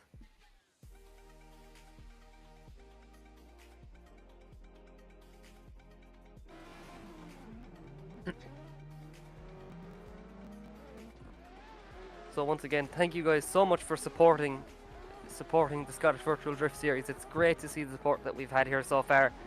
As look, we're only aiming to get bigger and better as time goes on, and with some of the sponsors coming on board and some of the driving there, it's absolutely amazing. So really happy to see everything, you know, just how it's coming on and progressing for season 4. As I do believe we're getting a decision dropping on in, so just waiting now. So will it be Team IRT or will it be Racing Team Riga? Obviously, another thing to mention about Racing Team Riga is they did recently just finish out their own competition series there, but they're coming back for the winter just for their own kind of street series, winter series, which is no stranger to us here at Driftland, I suppose, with the whole winter battle series. But we are done waffling, I suppose. It's all down to business. It's going to be Vitaly Izaev or Mans Vesmanis, but Vitaly Izaev goes on there to the Great 8 to face whoever's going to be winning this next battle in Emilis Valaika or Mr. Nathan Vieira. Obviously, Vieira seemingly one of the more popular drivers in the grid. As you were saying earlier, he definitely has a lot of support behind him. It doesn't mean we can't leave poor Emilis out. So please do drop a bit of support from both drivers down below as we watch these two get on for another great run. A small bit of a lag in the stream, but the two fly down into the first corner. Emilis flying around in that SVDS Pack Supra, if I'm not mistaken. Bringing it right the way down as they absolutely send it onto the wall. Very close proximity by Nathan. And he drops it back. There's been something on here. Nathan shuts it down, it seems there, so something gone horribly wrong there, unfortunately. So it was looking really good, like you said, Scott, until that point. So it seems like he nearly over-rotated there, so we're going to have to see Nathan Vieira making a huge mistake there. So we'll have to get a bit of word on what that is. Will he be going back up to the line? That's the main question. I do believe he will, so unfortunate there, and for Nathan Vieira, not what you want to see. Obviously you want to see all these guys finish out, you know, as best they can. Definitely. You know, no one wants, even, I know Emilis will be the exact same, you know, you don't want to see anyone winning on a technicality. Even as a driver, you don't want to win on a technicality. You want to get, you know, you want to get as fair a win as possible. You really do, and you want to give your opponent the best chance of winning too, making sure the fight is fair here.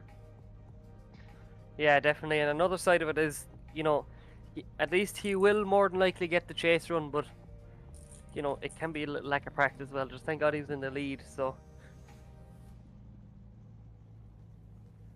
Oh, so I am getting it in my ear. It seems like he is having some equipment failure there. So, unfortunately, hardware issues seemingly putting Nathan Vieira out of the fight, which is exactly not what you want to see, Scott.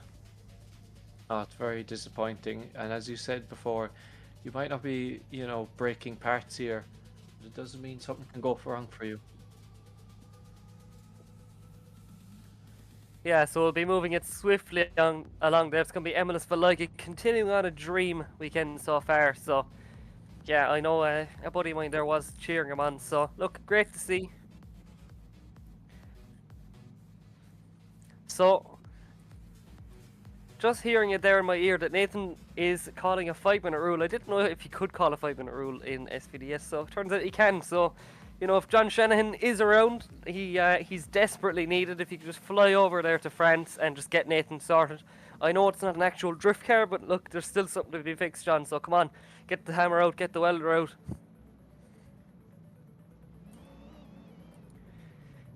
So there you have it. 5-minute rule called there for Nathan Vera, Scott. Was not expecting that now. As I say, as you said, I never knew you could call a 5-minute rule here. So another thing I wasn't expecting. Yes. So apparently Nathan could be back after getting sorted. We might actually have to have a word with him later on, see what was happening. So look, John Shanahan worked his magic, Scott. Definitely, it's like you called him right over straight away. Yeah, Done. I just heard the recovery truck coming all the way over from Killavullen. You know, he had the entire sim there ready to go. He accidentally brought over a drift car as well. He's just used to that. So, yeah, there you go. Look, no stranger at all there to drifting is a 5-minute rule. Unfortunately, I actually think it was a shame to see that go in Drift Masters. You've seen a lot of, you know, big battles just kind of ruined just by, you know, equipment failure. So, look, I know it moves the show on nice and quick, but you know, you'd like to see everyone get as best a chance as possible as well. Definitely, but that's just one of the unfortunate things about motorsports. Things can break, so we all find out the hard way at some stage. So look, this was pretty much the, you know, the virtual version of maybe breaking a half shaft or something like that. So look, they got it fixed nice and quick. So look, they got the impact sockets out, they got the impact gun out, they were ready to go nice and quick. So we're going to be bringing it back now to Brandon Gardner now and David Laxo. So let's see what these guys can do. So Brandon Gardner, representing Boundless Racing, starting it up recently, offering advice there to up-and-coming sim drifters and racers as they leave the line now. Let's see what they can do, flicking on in with that big spoiler on the back of the GT86. But David Laxo, nice and aggressive, like we mentioned earlier on, obviously was the victim there to Sandman Airlines, so he was right behind him when that happened. So we bring it right up, and look at this from David Laxo up onto that GT86. Real aggressive driving here so far, Scott, as they bring it down through the straight. Very impressive driving. And the lovely checkered flag design you called it on the GT86 the last day as the two bring it across the line. Two, yet again, very good drivers here. Going to be hard to pick these runs apart. Do you know what, Scott? I think what that was called there from David Laxo is a statement. He just said, look, man, I'm right here with you. Definitely. Right up on the door the whole time. You could look out the corner of your eye and he'll be right there beside you. Yeah, for sure. I do believe there could be a triple monitor setup involved with Brandon. So we're going to have to see Brandon Gardner now in the chase. Let's see what he can do to answer that statement of David Laxo as they fire down the straight. Right up onto the wall is David Laxo. There's a bit of separation here now. That BMW proving very fast. As now we have to see Gardner turn the screw, but transitioning over up onto the door. But it just doesn't come. He's not up onto the door. As there we go. Now we see him start to turn the screws. He gets right up onto the door of that BMW, pushing him around up that up and down that bank. Transitioning now into that last corner on big angle. But no, it's almost an over rotation. You nearly saw Gardner going backwards there. But overall, an awesome run there from the pair. Definitely keeping the excitement well up for us tonight as we cut to the side-by-side of the runs here. So there you go. So look, not ideal there from Gardner in the first half, but in the second half there, that's when we start to see him get aggressive. He was like, look, I have to do it now, I have to do it now. Then he saw him up in the bank and he made that big dive. Look at that. But look, it seems that David Laxo is just a bit more aggressive a bit earlier.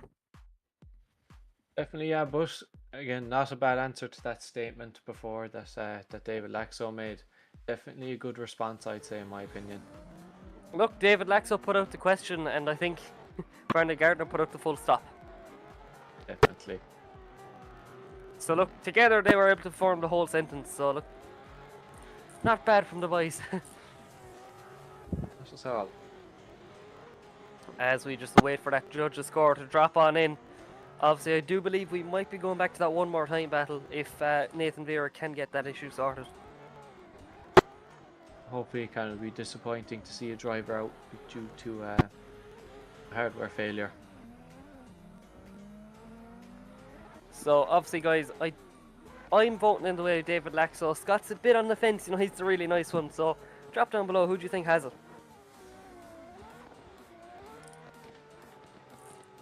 So I'm getting corrected here already. Anton there telling me that Brandon does not have a triple. He has just a really wide single. So there you go.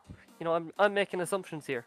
I'm not the not the guy to be listening to at times. You know, don't let me assume people's hardware. But it's David Laxo going on through to the Great 8. So there you go.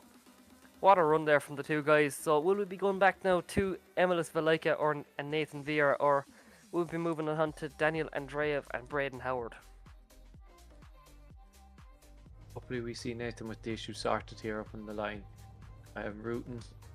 You know, it would be a shame to see someone out due to a failure like that. So we do have Emilis up to the line. Will we get Nathan up to the line? That's the only question.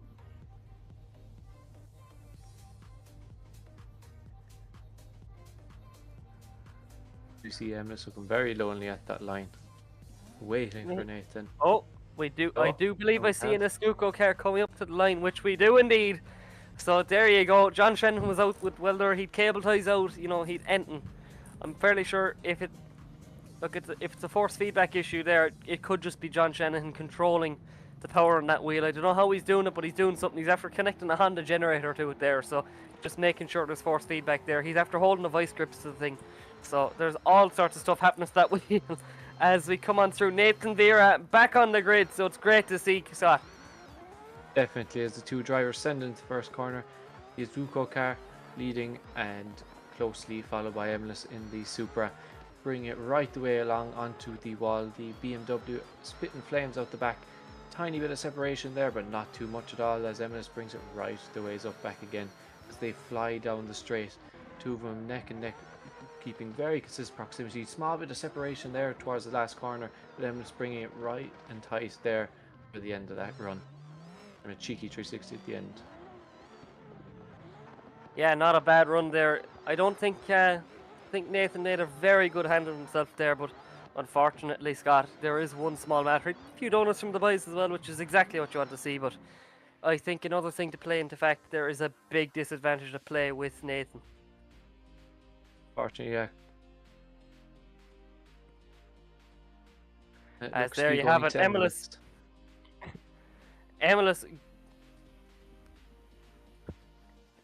going on through there, so yeah, not a bad old weekend so far for Emilis. I do believe, I'll have to double check with him, this could be his first time ever competing at SVDS, and boy is he putting down a statement. Definitely, as we have. So yeah, could be his first time here, so what a man, what a man. So everyone congratulate Emilis there for some excellent driving throughout the weekend. Now, we are back to a BMW 1 Series versus that lovely S14, not an S14.5, of Braden Howard and Daniel Andreev in the lead. So, let's see. We bring it up to the line. Will it be BMW or will it be Nissan Power, Scott? There's only one way to find out as we see the final battle to get into the Great 8. Yeah, definitely only one more spot to play, and this is where, you know, the points really start to ramp up. If you're in the Grade 8, then you can really start looking into a greater championship fight. Obviously, no doubt there that there could be more fighting later on. You know, I'm sure the likes of Darius Drake, after getting knocked out early, they'll want to make as best an impression as they can. So let's see what they can do as they wait on the line. So, look, once again, like I mentioned earlier on, yesterday actually, you know, you can actually get yourself psyched up too much as well for these battles. You know, you can actually lose before you even, you know, let out the handbrake, slot into gear, you know, just not getting it in your own head, whether it be real life competition or virtual. Yeah, but it's important for our drivers to stay cool and collected on the line, getting a plan together as to how they're going to battle this fight. Yeah, definitely. Just think having a little word to yourself, cool little breath for yourself, and just clearing your mind before you're slotting it into gear. You know, it makes a world of a difference as we get the lovely drone cap came back yet again for Brandon Carter. So fair play to him. Doing a great job here so far. So once again, guys, make your predictions. Will it be Daniel Andreev or Braden Howard? Obviously, Team IRT versus Carbon Drift Team. So let's see what these guys can do. Look forward to this battle. The IRT cars have been doing very well so far, I've noticed.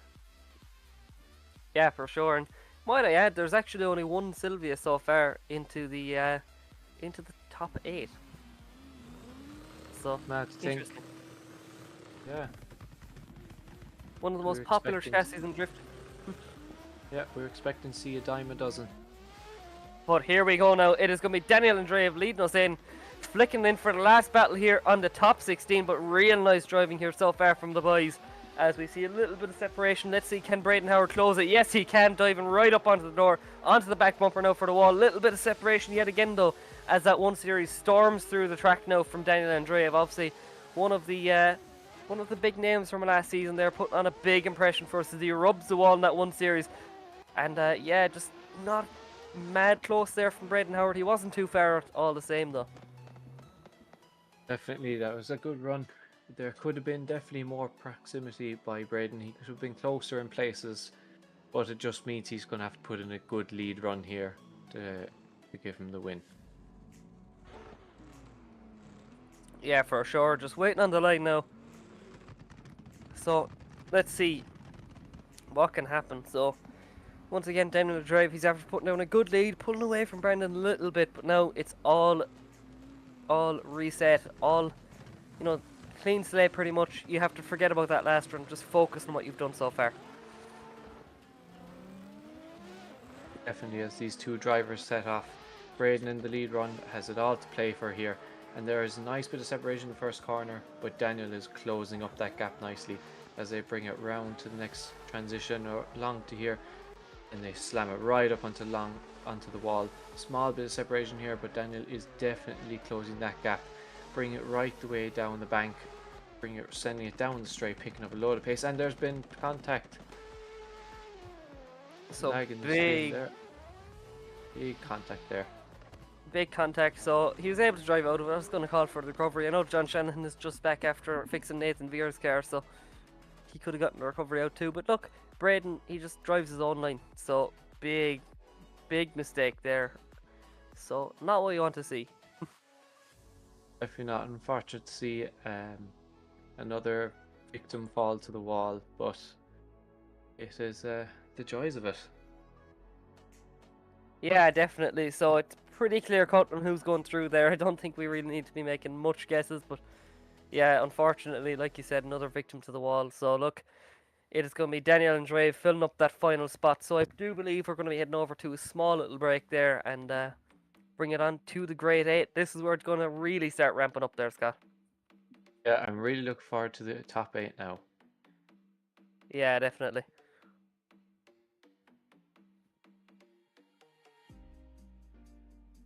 And there you have it. There is our bracket so far. So comment down below who do you think will be the battle of the top 8. Personally, the first battle looks really exciting in Marcel Sadinsky and William Holloway, but it's stacked the whole way down from Brandon Patrick, Brandon Carter, then Vitaly Izaev, Emilis Valaika, then David Laxo and Daniel Andreev. So look, all to play for yet again. So we're going to take a very short break and we'll see you then.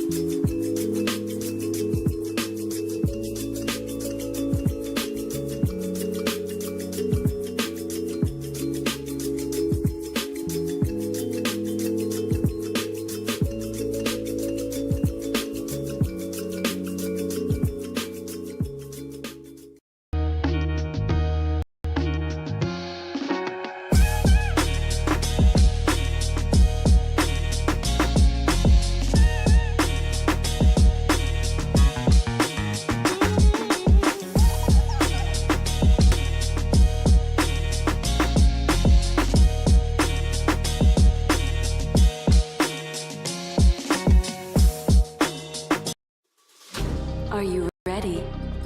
I'm ready.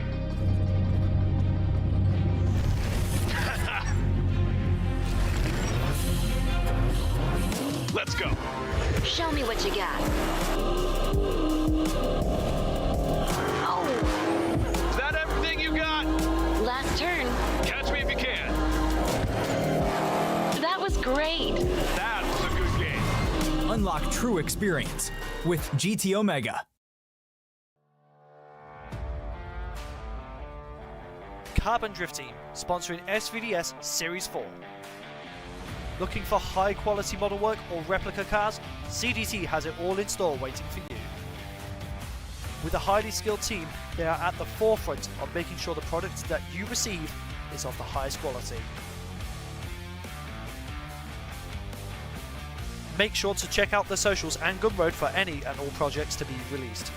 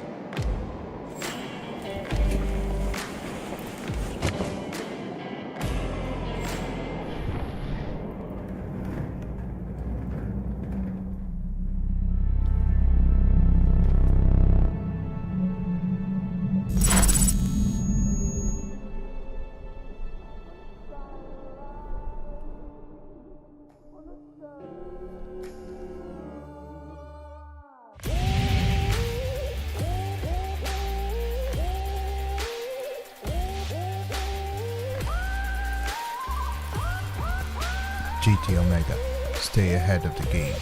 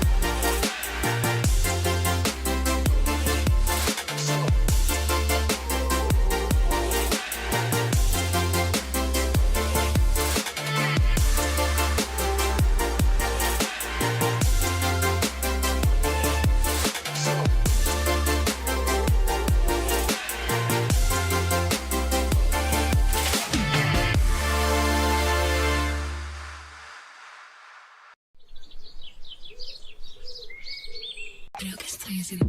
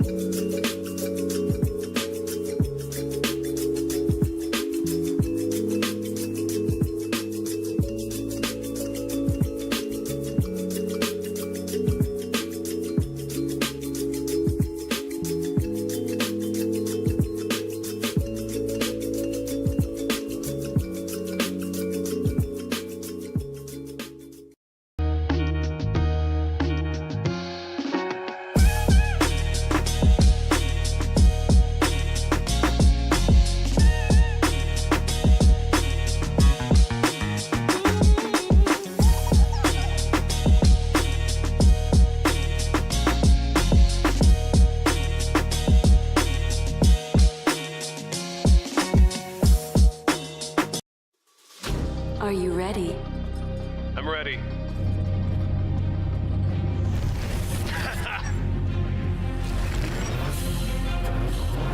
Let's go. Show me what you got. Oh, Is that everything you got? last turn. Catch me if you can. That was great. That was a good game. Unlock true experience with GT. And hello everyone, you are very welcome back to SVDS round 1 as we get on to the Great 8. Wow, Scott, we've gotten through these so quickly. We're going through them thick and fast, as the man says, and just really excited to see even more craziness, I suppose, as you call it. First up, anyway, is Marcel Studinsky versus William Holloway. Both these guys have been charging really hard. Marcel definitely not with an easy battle there in the last one, beating our current championship leader, or championship winner there the last season in Darius Estreka, and then William Holloway definitely no slouch either, having to face one of the OGs of SVDS in Cameron Mustard. So look, both the guys have come a long way there, and let's see what they do. As they fire down the straight, it seems there's a little bit of lag on our end. I'm not too sure what's going on. Now we're back now. Let's see. So it is Marcel Studinsky leading in William Holloway first. So a BMW versus an RX-7 coming in through. It's Jap versus German up onto the bank now. Let's see as the guys come on through them. Yellow headlights, real Jap there from William Holloway, coming on down the straight now, flicking it in, transitioning into that final corner. Big angle then once again from Marcel Studinsky, but William Holloway not shaking whatsoever there.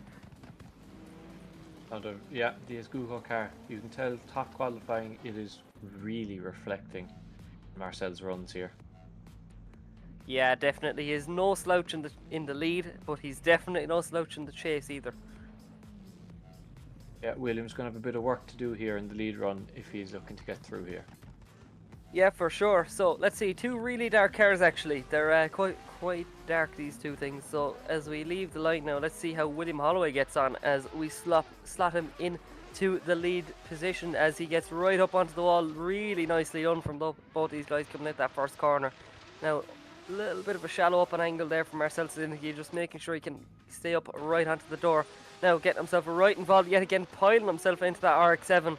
Nearly in the door to him there. I'm not too sure is it left-hand drive or right-hand drive. I do believe, obviously, as an American, he would be left-hand drive. So, look, he's safe enough. He's not seen a BMW coming right into him. But, yeah, nice set of runs there from the boys.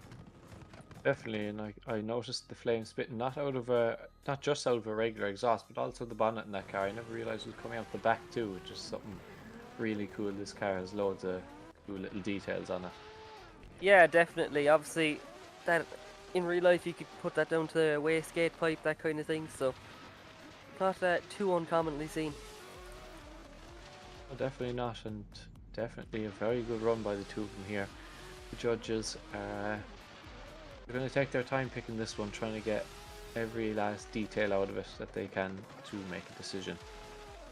Yeah, for sure. Just look at the level of driving at this round. It's all been door-on-door action, banger runs, and I've noticed there in qualifying, like, you're focusing so much on your runs that, like, at times it doesn't always work out the best. You know, you're focusing on your lead. But then when you're kind of a bit more calm into battles, you know you've qualified. That's when you start to see the higher level runs come in a bit easier. You know, you start to see closer to 100-point runs lap after lap. So both all these guys getting more familiar, and look, pretty much just these guys are the top of their game as they come on through at Driftland. Definitely, and they have their heads well in the game here, well and truly concentrated on this track. Just, you can tell we're in the top 8, we're narrowing it down, so they have it all to play for here.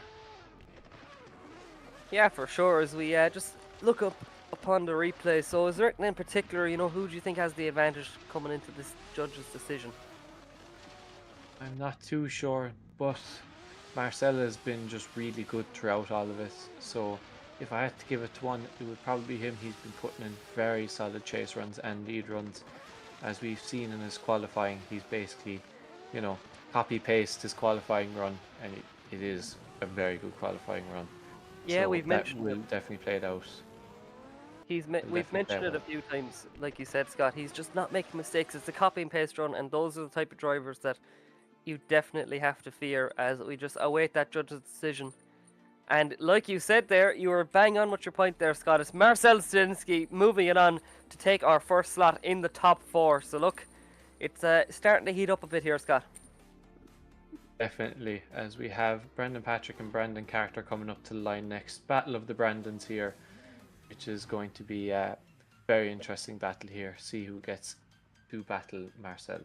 Yeah, you beat me to it there, as we see that lovely Sikky handbrake there in Brandon's car on show. So look, great to see the drivers utilising our amazing Sikky model, which was produced for all drivers, as well as the Strom wheel model, which all drivers could use. So look, once again, just great to have such amazing partners on board. So let's see as we just await up on the line. So the Battle of the Brandons, obviously we were talking to Brendan Carter a little bit. He said he is buzzing to be battling Patrick. He knows he has to push 100% in order to get this done, because he knows that Patrick will be pushing quite hard there. So look, like you said, it's the Battle of the Brandons, so unfortunately I can't say Brendan, so I suppose we'll just call him Patrick and Carter. The only way we'll be able to tell these two drivers apart, except we'll be able to tell them apart by their different driving style and cars, as Brandon Patrick sends it into the first corner, bring it right the ways up, but Brandon Carter is hot in his tail there, pushing 110%. He knows he needs to really push here in order to get through to the top 4. Both drivers really going at it this time, right up to the wall, two of them very close together, nice proximity all the way around, bring it right down the straight, as there's a tiny bit of separation, trying to pick hairs here, but they bring it right around the final corner and across the line. Yeah, definitely. I think the pace of Patrick really caught Carter out for a loop there. You know, Brandon Patrick there. Look, he's an expert at the game. He definitely knows what he's doing, and he knows how to set up a car, and that is a dangerous combination. So look, I think, it's a bit of a wild statement here, Scott, but I think the second place finisher there in VDC knows how VDC cars work. You'd imagine so, alright, yeah. So look, it's a double UK battle, it's a double Brandon battle, but it's not a double chassis battle, obviously. BMW versus Sylvia, so obviously Team Reverse there supporting Brandon Carter, as well as his own frontside racing, and obviously Team Hashira, which recently joined up there with Team Reverse.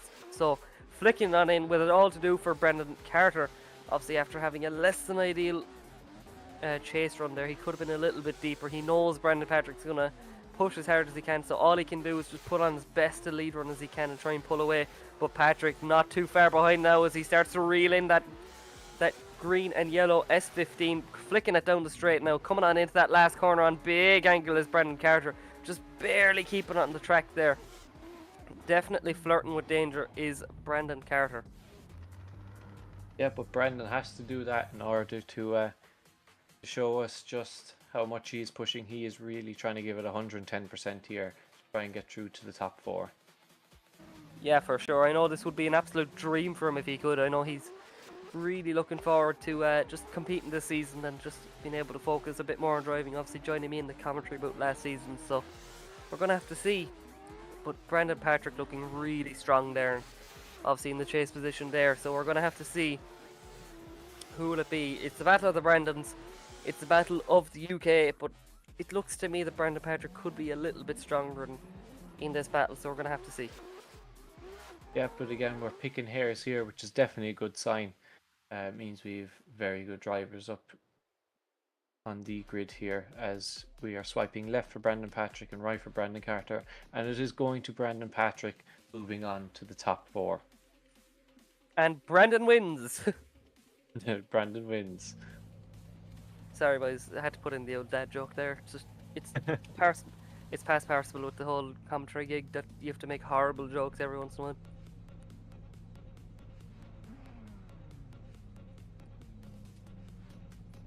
As we bring it up now, it's going to be Emilis Valaika. We do believe it's his first time joining us here on the grid at SVDS. I've seen some of his stuff online, driving that lovely 1 Series BMW out in some of the Norwegian drift competitions. So nice to see.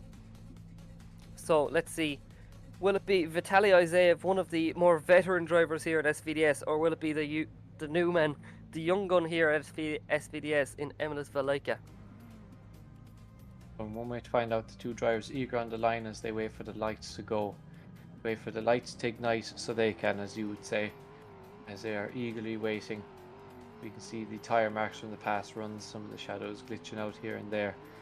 But we have our lovely sponsors up on the start line, and the two drivers are off, with Vitality taking the lead run here, flying down into the first corner with Emilis hot in his tail right up against him, really showing him that he is not here to play around. Bring it right the way around. Vitality is not making it easy on Emilis, but Emilis is not making it easy on Vitality either. Bring it right the ways up along the bank, a tiny bit of separation there. Bring it right the way down the straight, nearly touching bumpers there. They are so close as they fly around the final corner and across the line. What a run there from the guys, really nicely done. So yeah, not really much you can say. So really cool to see just the level of driving this round as we start to, you know, twist the screw a little bit, as I've said throughout the night, and get further down to what we all want to see, the road to the finals. So we swap it around. Obviously this is an SVDS pack car, so just showing you, you don't need those big fancy custom cars. Like, as much as it helps and get that bit of personalization, you can come in here and just drive whatever one of our own supplied cars and have just as much fun as everyone else. So coming on through now, it's going to be Vitaly Isaev now to chase in Emilis Valaika as we come on through here. Look at this from Valaika, getting nice and personal there with that Toyota Supra, the Strom wheel on the side there as we come up onto the bank now. As look at this, Isaev doing a real nice job here, Scott, as we come on down, transitioning over and back now for that last corner. I love this track, it's working out really well for battles, and I think under the lights of Driftland here, it is just a spectacle. 100%, I'd have to agree with you there, Luke. Very strong battle between the two drivers now, as we bring up the side by side and the replay here of the battle.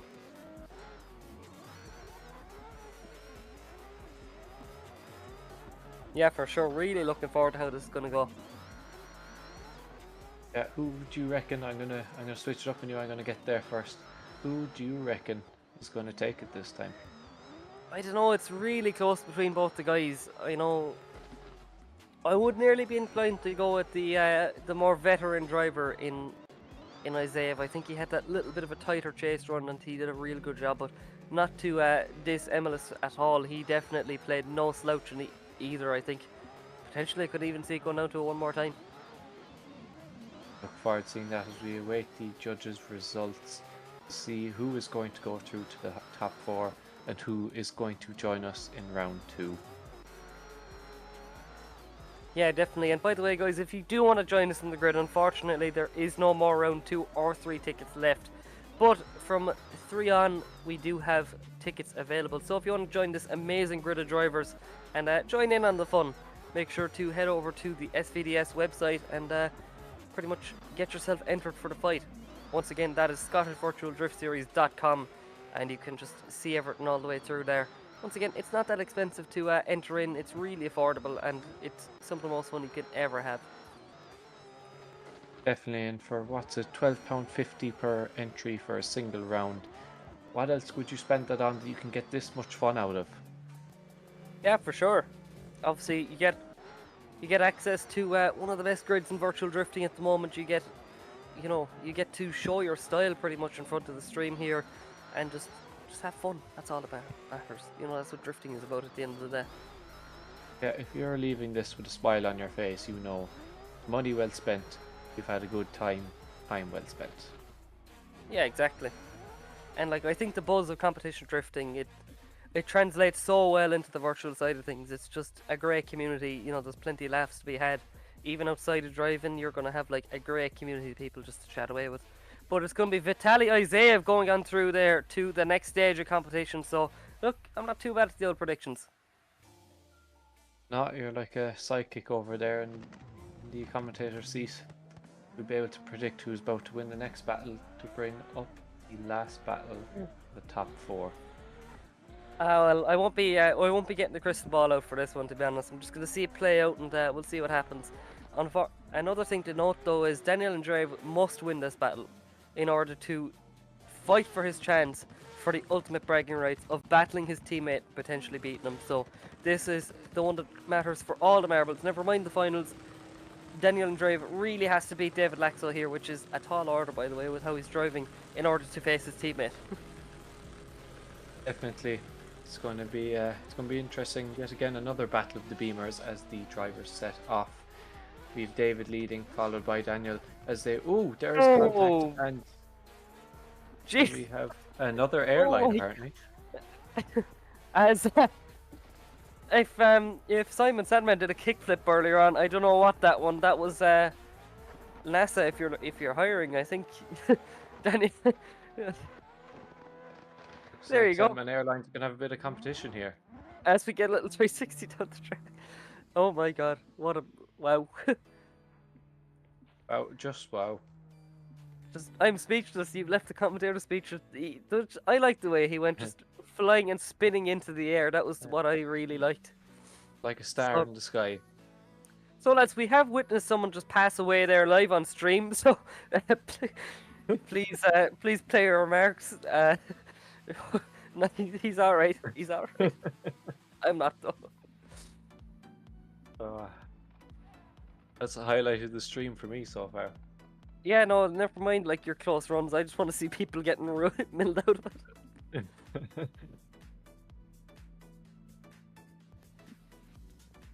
So, there you have it. Standard. Standard, typical every day. Giving Sandman Airlines a bit of competition here.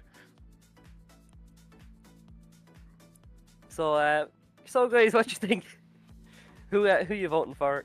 This, okay. Do you notice though, it's a bit sketchy. David Laxo is involved in both the airline situation, so he could be the real entrepreneur here. Really good founder of these airlines, setting them all up. We're about to find out and see. As just looking at please someone clip that. I agree. Stu, get the Manitou. Yeah, we don't need a recovery truck. We need a fucking. Oh shit! All right, apologies for my language there, guys. As there's a euro off my wages, so sorry about that. we do need a forklift out on track. If we could just recover the track, so apologies again for that one. But so yeah, it seems we are actually getting the Manitou out on track, just because someone's getting recovered anyway with the break we've had.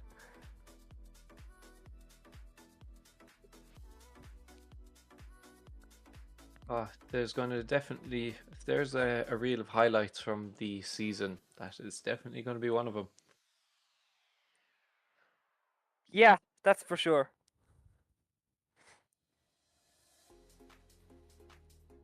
We are waiting for the recovery to take place. We have cars down at the line. We have cars on the line. I'm surprised there was no damage, that it went flying up into the sky. It must have wings. Some kind of a miracle. I believe I can fly. So there you go. We've seen it all now at Driftland. So there you go. Yeah, not only is it a drift track, but it's also an airport.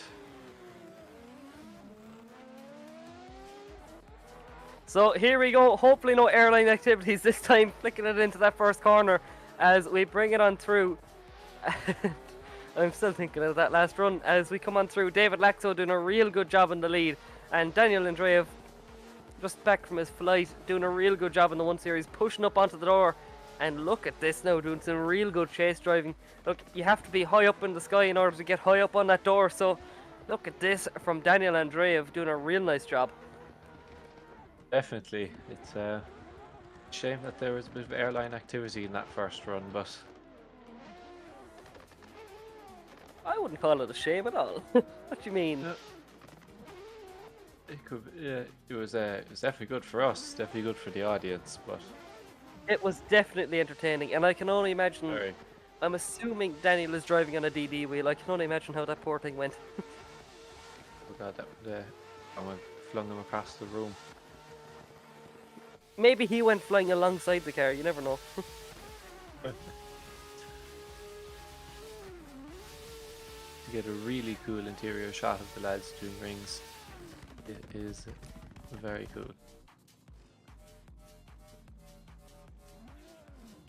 So just checking over at the comments, and I do notice Keane Martin there getting a bit cheeky. Just saying.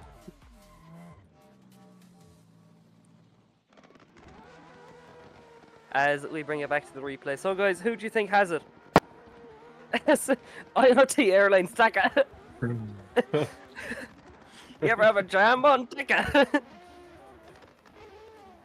And if you know, you know. That's the only thing you can say, I suppose. So I think we're getting off to a really entertaining start for season 4. I'm loving how this is going so far. From amazing driving to amazing moments. we have it all. You really do. So lads, for the low price of $5.99, by the way, you can actually travel in a roller coaster there with IRT. It's a new attraction there added to Driftland.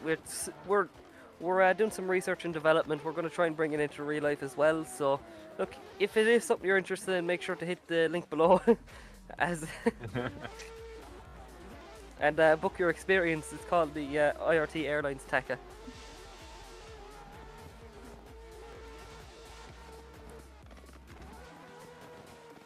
So, wow, just what a top 8.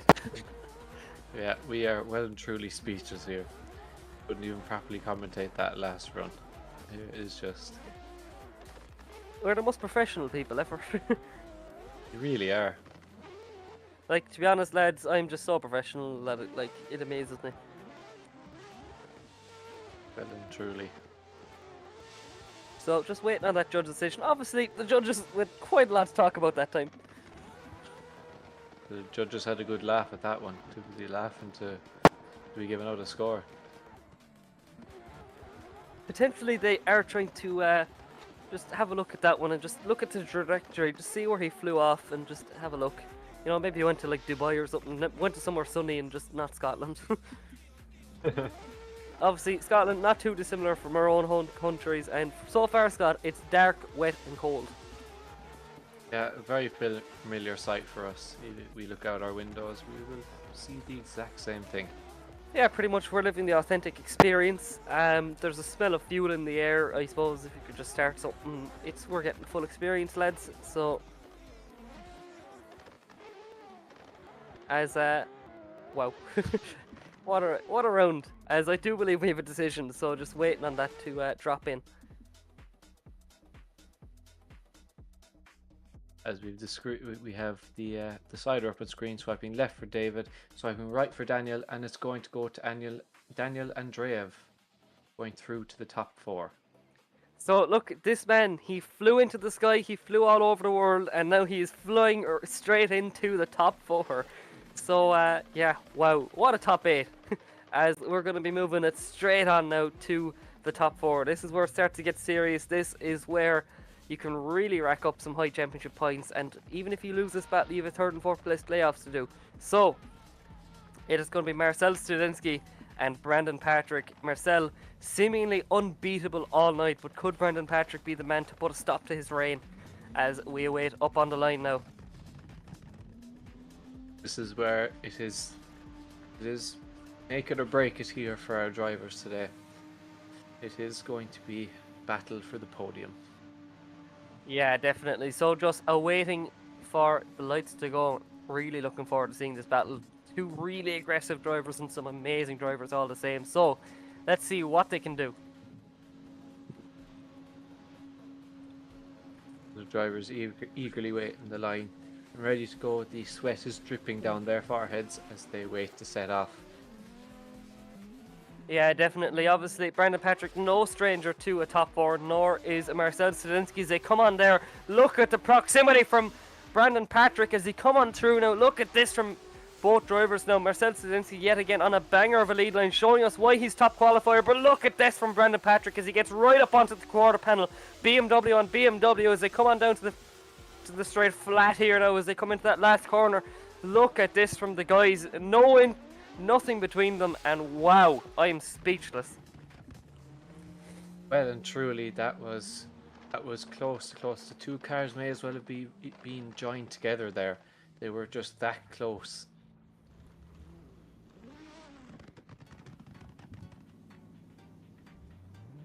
Wow, I cannot wait to see what these guys can do. So, we've said that Marcel Sadinsky is the aggressive driver of the night so far, but potentially Brandon Patrick, look, he heard us saying that and he's like, I'm not having it, I want to be the aggressive guy. But now it's Marcel Sadinsky's turn to reel Brandon Patrick in. Brandon proving to be one of the faster guys in the grid here tonight. But look at this now, Marcel Sadinsky initiates right in the door there, barely just avoiding dropping a wheel off. He is pinned here onto the door of that Z4. That rhymed as we transition over now. Look at this now from Sadinsky as he transitions over right up onto the bank. Yet again, these cars are welded together. Coming down the bank now and into the straight, transitioning now. Big snappy transition from Patrick as they lead him into that last corner. But look at this from the two guys. There is nothing between them. And wow, that is one of the closest battles we've had all night. That was absolutely insane. Definitely, we are going to be waiting a while for the judges' response, or maybe we'll even have a one more time again. We will just have to find out. Yeah, definitely. That is... wow. That is what we want to see. That is basically what we want to see in drifting. Just close battles all the way through. Pin perfect lead lines and just amazing trace runs. So, look at the top four there, but just waiting for the judges' score to drop in. I think we could be waiting a while on this one because of how good it is. So, Scott, any points to add in there? I'm speechless with just how close the cars were together. The lead run from both and chase were just in perfect. It's going to be down to a very small scale as to how the judges are going to be able to pick these ones apart. Yeah, definitely. So, once again, guys, comment down below. Do you think it's Brandon Carter or Brandon Patrick or Marcel Sadinsky? It's Brandon Carter currently on the drone camera, which you're seeing now. So, let's see. I'm speechless nonetheless, as I just see our fellow commentator who couldn't be with us, Cian O'Hanlon, there with a sore throat, being a party pooper, to be honest. I think he could have just jumped in no matter how your throat is, but yeah, I certainly agree with Jim there. I would love to see that again, but we are ready to send these guys. Let's see, will it be Marcel Sadinsky or Brandon Patrick taking it on there? Two BMWs and two absolutely awesome drivers there as we await. And it's Brandon Patrick going on through to the finals, but thankfully we do not say goodbye to Marcel Sadinsky as he'll be moving on to the playoffs there for third and fourth place. As we bring it on now to our final battle in the top four before the playoffs and the finals. It is going to be Vitaly Isaev versus his teammate Daniel Andreev. Now, Scott, this is your first ever top four in Driftland here with us at SVDS. It's common knowledge. Two teammates battling, you couldn't get more dangerous. These guys drive with each other so much. They know their driving styles, and this is where they can push the label, and I'm expecting fireworks here. Definitely, and what a top four this is. This is going to be one of the greatest runs of the night, I am hoping here. Look, it'll be absolutely amazing, or it'll end up in big crashes. And look, Daniel Andreev has already gone flying, so there's none out of limits here. Definitely, as the two drivers are waiting on the line, have a plan in their head. They know the other driver's driving style, so they gotta maneuver to make it work as the two of them send it down. The two IRT cars, battle of the IRT, two cars ride along each other. The battle of the Beamers, battle of the IRT, bring it right the ways round the transition. Very nice, good proximity there by both. Bring it right up along the top of the bank. Oh, you can barely even tell these two apart when they're driving. Bring it right the way down to the final corner. Two cars sending it round absolutely tire to tire, door to door as they bring it across the line. So there you have it. Vitaly Izaev doing a real good job there in the lead. But then you have Daniel Andreev, no stranger to chasing in that other BMW. So let's see as we swap it around. How can Daniel Andreev now try to push the label now, try and pull away from his teammate. And once again, how can Vitaly Izaev start to push label and push onto that door? So here we go, we fire down through the gears, flick it on in, and look at this initiation from the two guys. Vitaly is door to door now with his teammate as he pushes them into that next clip, transitioning over now right before the bank on big angle. Look at this, pinpoint perfect, bumper to bumper transitions all the way around, right up onto the bank, and look at this, just about avoiding contact there, just barely avoiding it there. Just keeping it going down to that last corner on big angle. These cars are so fast, they're so snappy, and you can barely see that there's two cars there. They're matching there, and oh my god, what a run. Just, it looked like one car going by there. They're going by so quick and so close. Just, wow. Yeah, two very similar cars, very similar driving styles, very similar liveries, everything just very similar. It is going to be arguably one of the hardest runs here to pick apart. Yeah, definitely. I'd hate to be a judge at the moment, so we're going to have to see what the guys think about it. So we wait the judges' score. We're going to see, is it going to be one more time, or are we going to find out who's going to be battling for first and second, and third and fourth? Look, I'm just reading the text chat there, and yeah, savage runs are the word. Just amazing. Wow. I'm speechless. Just, are you not entertained? That's all I have to say. Are you not entertained? So, wow. You really can't get better than that. Like, come on. You can't. So, it's just, oh wow. Oh yeah, I'd love to see another one more time, to be honest with these guys. You know, I told you, Scott. You will see some fireworks when you see two teammates battling, and it's a pretty successful night for the IRT team. So I think these guys will be well and truly happy with the result, no matter what way it goes. And definitely some great points for the championship. 100% doing Team IRT, very proud here. Have two drivers in the top four from the same team like that. Just goes to show how talented their drivers really are. Just how many hours they put into this to say that two of them have made it to the top four.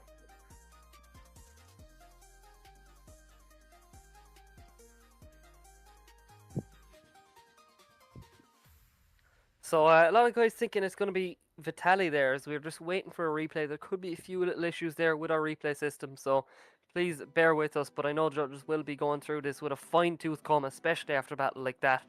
So once again, guys, I really hope you've enjoyed the show so far. I know I have been. I've been really enjoying talking you through all the action there alongside my good friend Scott Sheehan here. You know, just really enjoying myself. And Scott, obviously, first time properly commentating, you know, at this level. What do you think? Definitely, it's good fun, especially to be here at SVDS, witnessing this level of driving. The driving I wouldn't mind doing myself, but I definitely have a bit of work to get to this level. It is unreal. I was not expecting this when I signed up for this, so it is another level. That is for sure. Anyways, as we just await the nod from the judges, you know, we've been waiting for all night.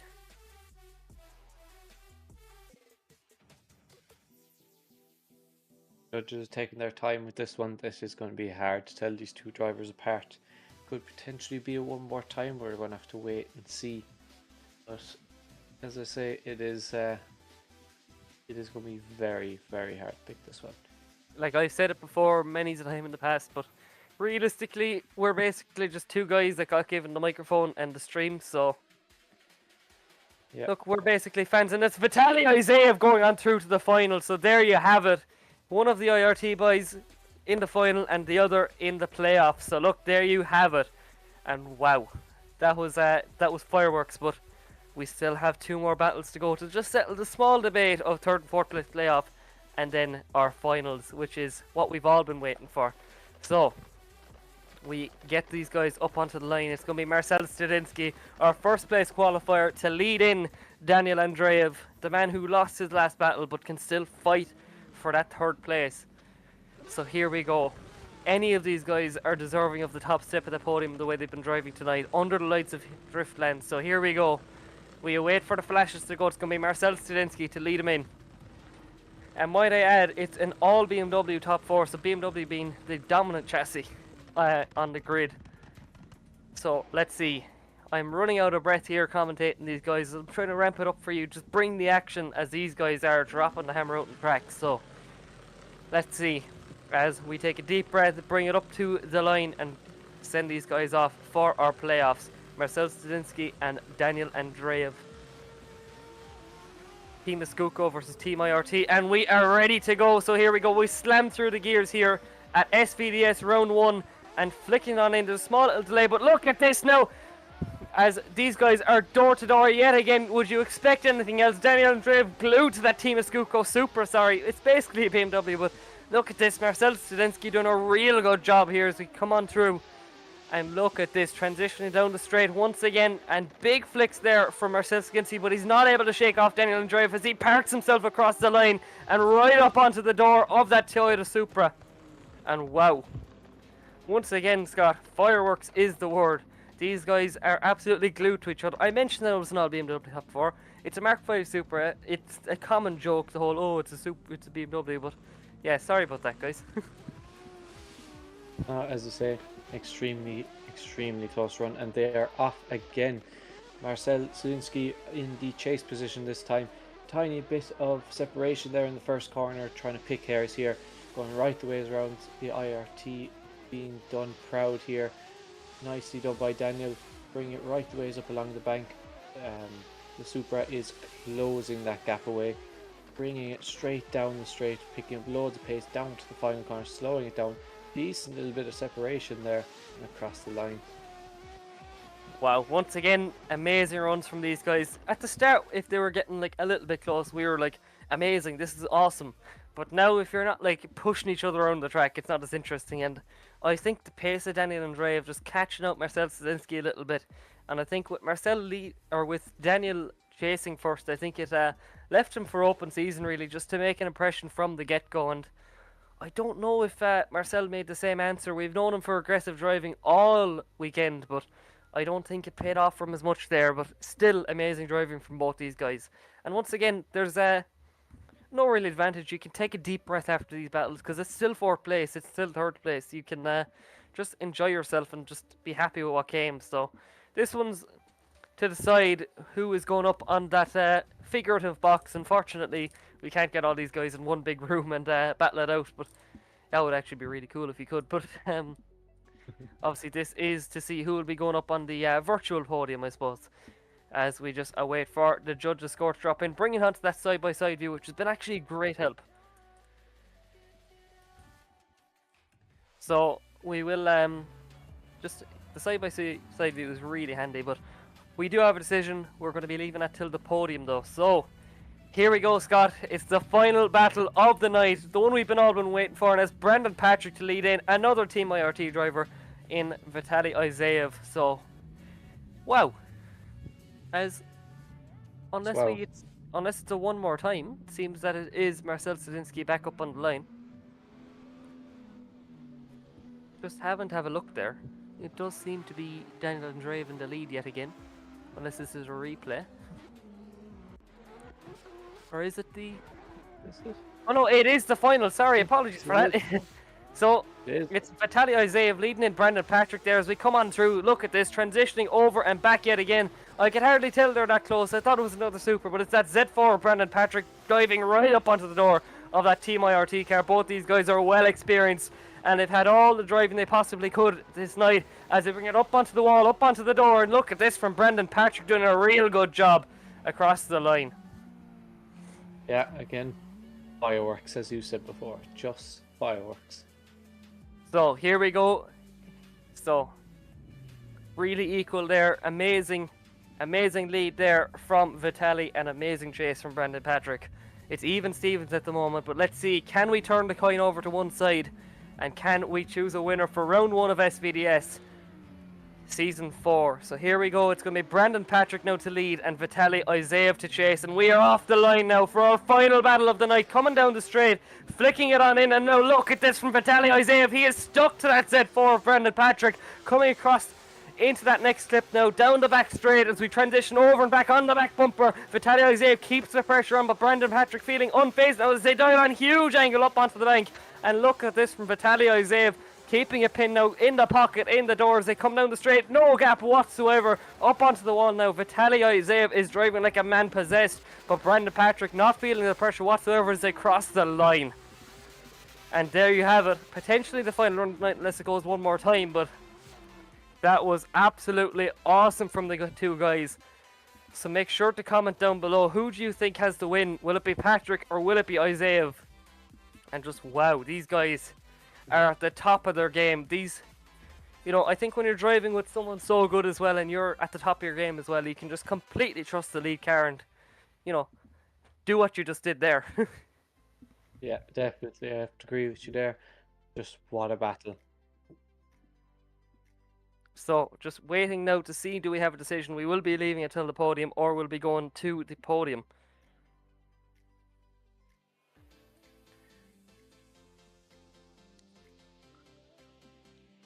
So once again guys, that was absolutely awesome. Yeah, these side by side, I would hate to be a judge right now. I would not be able to tell these runs apart. I would not be able to pick a fair winner here. This is just so close. Like, both of these guys have been absolutely sending it all the way down from qualifying. You know, it's actually amazing what they've been doing. So Vitaly Isaev qualifying second, pretty much a dream weekend for him if he can get this win. But Brandon Patrick not far off qualifying fourth. So look, some really good championship points on the board, and these are the men who will be the championship favourites coming into round 2. These are the men that will want to push the label that little bit further and keep the luck going, as I do believe we might have a decision. So I'll just wait to see what's going to happen as we bring it over to our podium, unless we decide to go one more time, which I wouldn't complain about either. As just wow, thank you all so much for watching, by the way, throughout the weekend. You guys have been absolutely amazing, even throughout qualifying.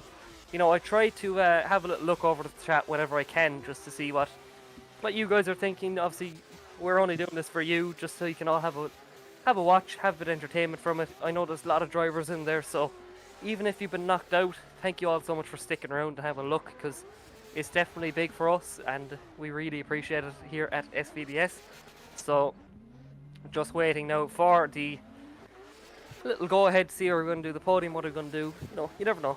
So just waiting now for the judges just to get everything settled. And Scott, your job is pretty much finished now. What do you think? It's your first ever time here with us at SVDS, so you've seen it from start to finish. What do you think? Yeah, it's really good. I'm very lucky to have you here, because I don't really know what I'd do if I'm being completely honest. But it has been a really cool job to do. Something I've never done before, coming out of my comfort zone a bit. But it is something I definitely wouldn't mind doing again. It is definitely a nice bit of fun to watch these drivers go at it. I've been on the edge of my seat for these past few battles, thinking who's going to win this, and it's just blown my mind. Yeah, definitely, you killed it. And I'm actually joined in the voice chat here by another man, Brandon Carter, who was driving earlier on against the man who is fighting for a podium position. So, what do you think? Wow. I'm gutted to lose to Brandon, but I'm not complaining. He is just... And that is an unbelievable experience. Like, I've never driven against someone of such a high caliber, and it's been an absolute honour to be getting the highest result I've ever had in SVDS. So it's been a really good first event, and I'm really proud of every driver that's taken part. There's a lot of people that have really stepped up from last season, and it's only onwards and upwards from here. So we're set for a really good season this year. Yeah, for sure. Like an 81.5 cutoff in qualifying alone is insane. And then some of the battles we've seen, like it's been door and door pretty much every single lap. We've seen lads, you know, pushing each other on the track. We've seen people fly up into the sky. We've seen absolutely everything tonight, and it's just absolutely awesome, to be honest. Oh yeah, definitely. And thank you to everyone who supports the series, and thank you to both of you and our stream manager Blackout. And be ready for the after movie because it's going to be absolutely insane. It's going to be a crazy one. But I'm going to go and join the drivers, so we'll see you in there. All right, there you go. So I'm just going to wait for the go ahead from Blackout. Just see, can I say the results or what's going to be going on?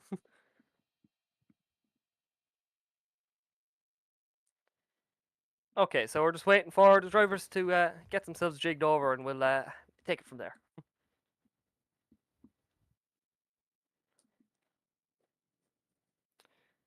So once again, guys, I am actually blown away from this this round. For round one, this could have been a final. This could have been fighting for the championship. The way these guys are so hungry for it, and I think the future is definitely bright. That's all I can say. So just waiting to see what's going to be going on. As look, at the end of the day. So we're just going to take a little break as I move over. We're not going to be cutting to a commercial break, right? We're just going to get ourselves sorted and we can bring those results to you.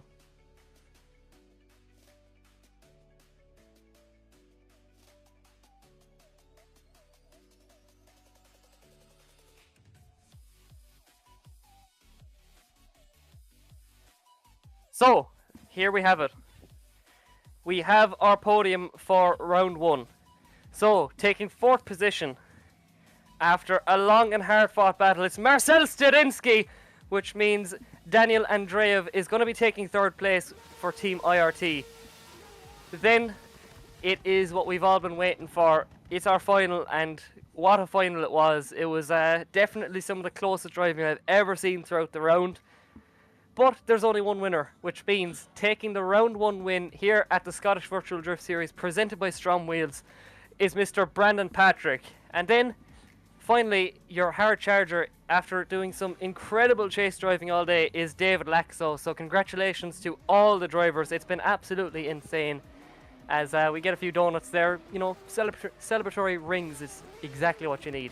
So look, thank you all so much for watching. Thanks to all of our sponsors. Thanks for all the staff as well for helping us out. And thanks for the judges and the drivers. It's been absolutely amazing for round 1. And that's all she wrote from us. Thank you once again. And we'll see you back for round 2.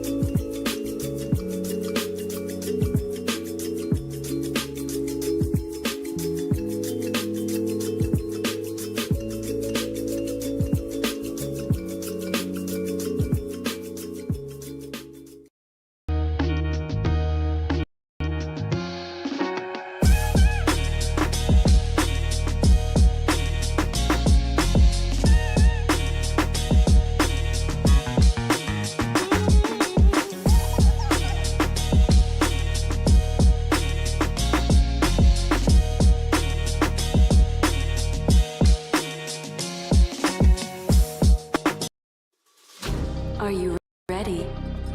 I'm ready.